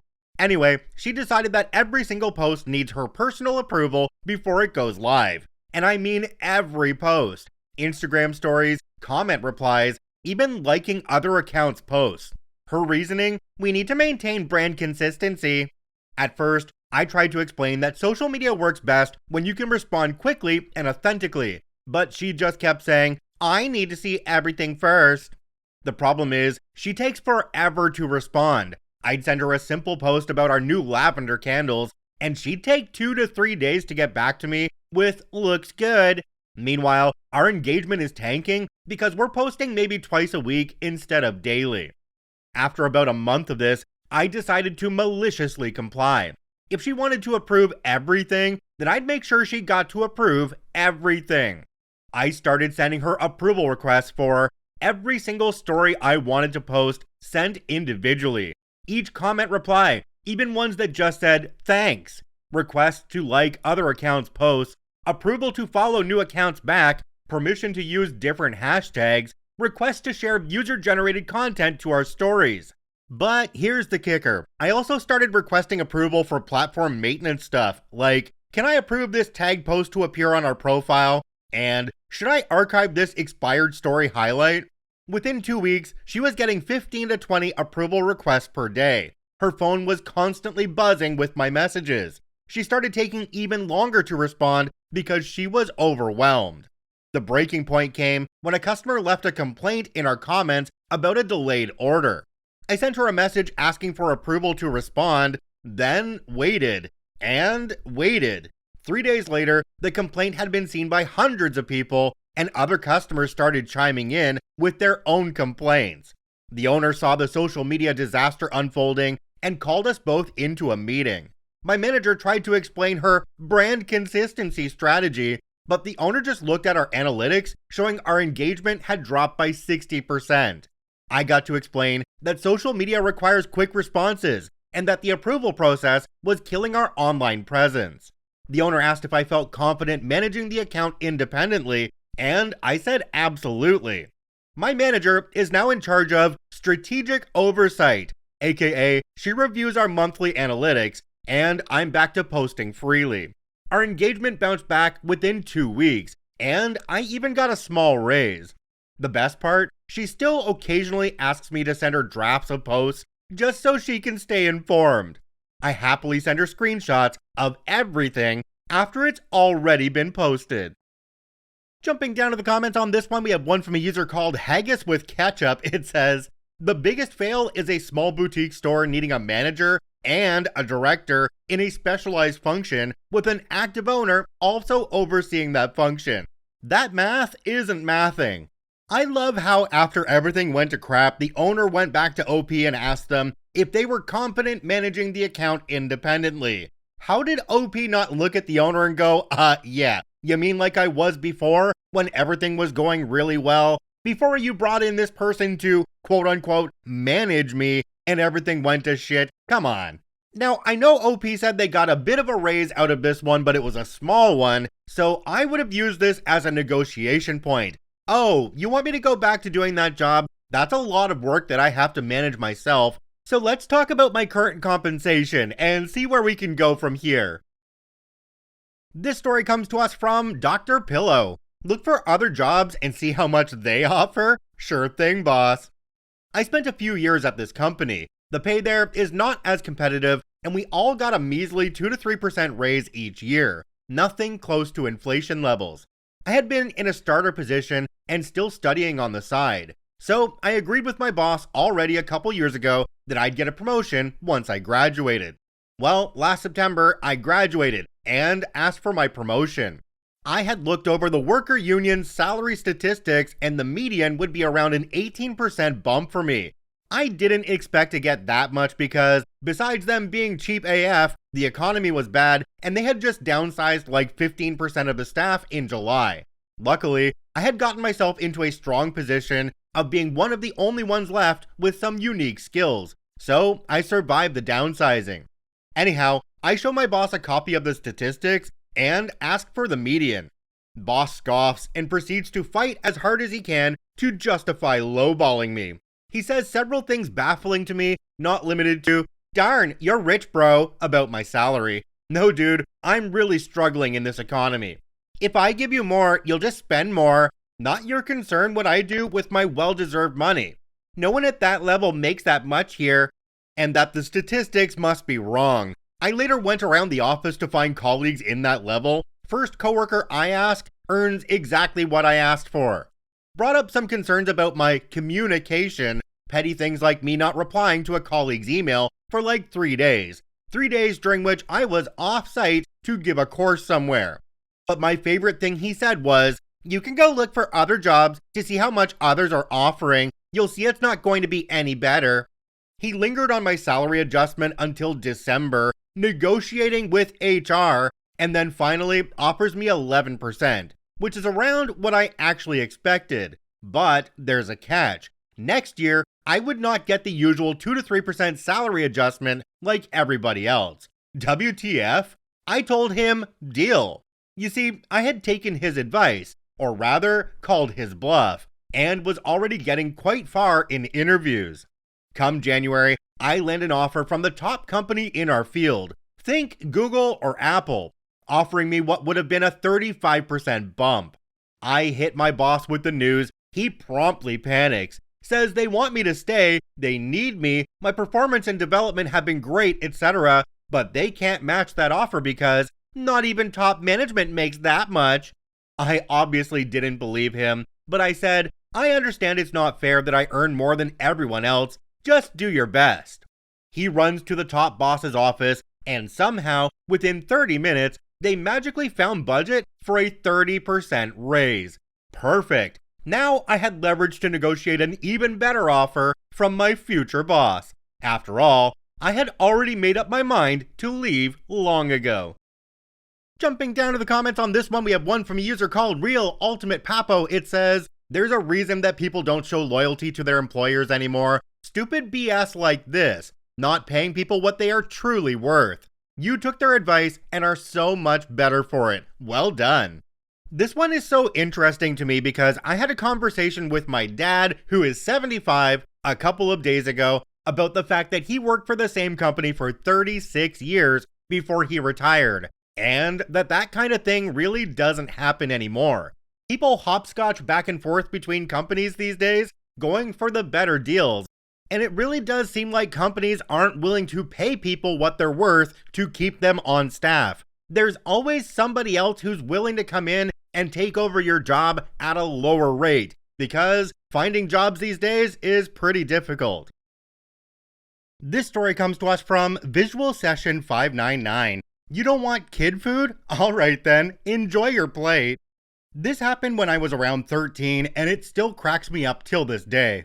Every Sunday, we had a lunch at my grandma's house. She always went all out, pot roast, collard greens, spicy gumbo, and whatever else she felt like making. But she also made a separate batch of kid food, usually some mac and cheese, chicken tenders, or grilled cheese sandwiches for the younger cousins who were picky eaters. Now, I was the oldest of the kids, and one day, I decided I was too grown for children food. I dramatically pushed away my plate and said, "I don't want kid food anymore, I want what the grown-ups are eating." Grandma gave me this long, slow look over her glasses and asked, "You sure about that, sugar?" I nodded like I was signing a contract with the president. She didn't argue. She scooped a huge portion of her extra spicy gumbo, poured some collard greens with vinegar, added some cornbread on the side, and handed me a big glass of unsweetened iced tea. That gumbo lit my soul on fire. My nose was running, my eyes were watering, and the vinegar from the greens wasn't helping. But my pride wouldn't let me ask for help. And you better believe I wasn't about to admit I missed the mac and cheese. Grandma walked by, patted my shoulder and whispered, "Next week, I'll fix you some chicken nuggets again, unless you'd rather eat like the adults." The nuggets were back on my plate the next Sunday.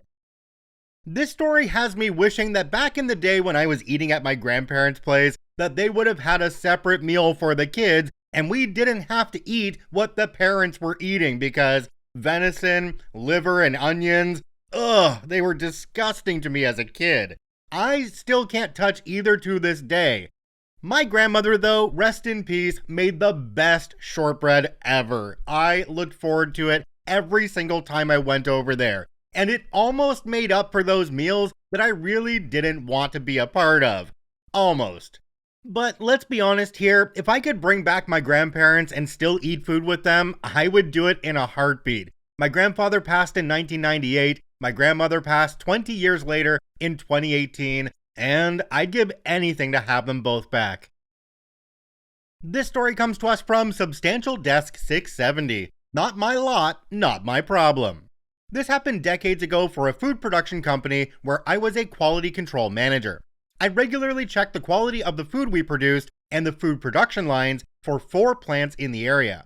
One plant I inspected was operating within tolerance and received a generally good report, but I had to note one potential hazard.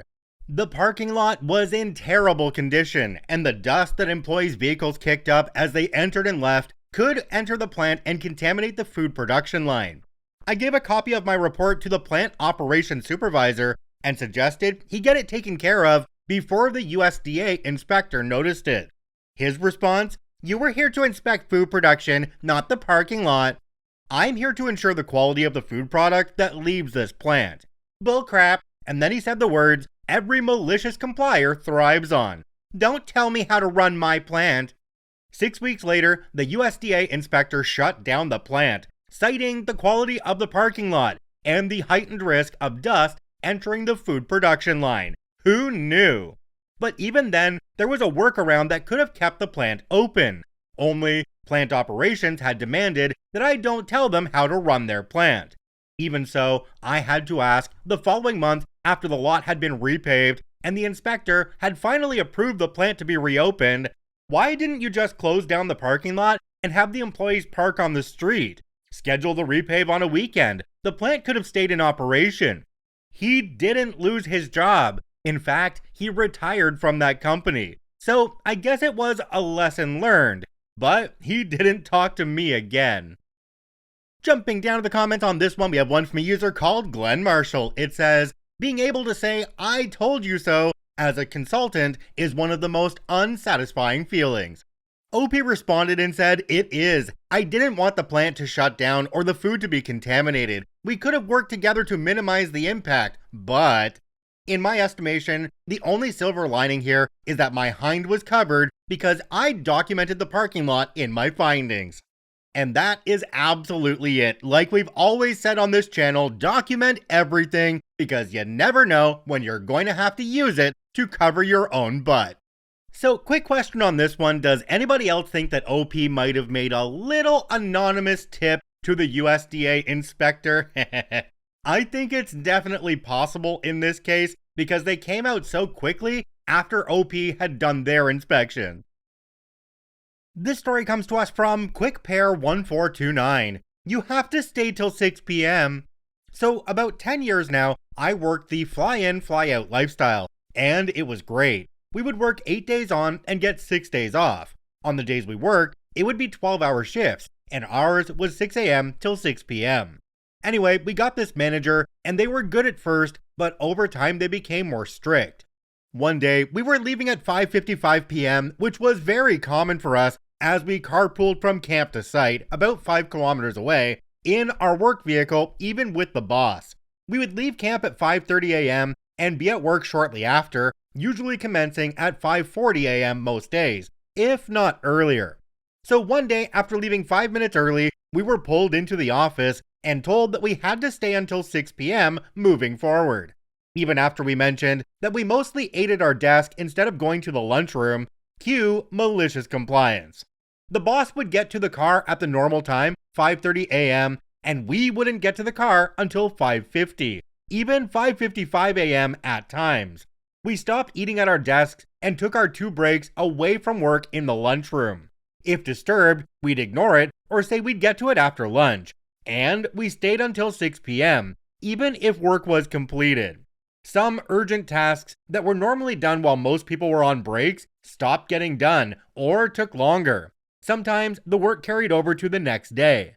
Their manager caught on about 3 weeks later and asked us why. We explained what had happened. That afternoon, we were informed we could leave 5 minutes early moving forward as long as the work was done. Let's just say the manager only lasted another 6 months. Not sure if they were forced out or quit. Just a quick suggestion for OP going forward, continue to take your breaks away from your desk. If you're mandated to have them, take them. It's good for your mental health to actually step away from work for a little bit and get a bit of a brain refresh.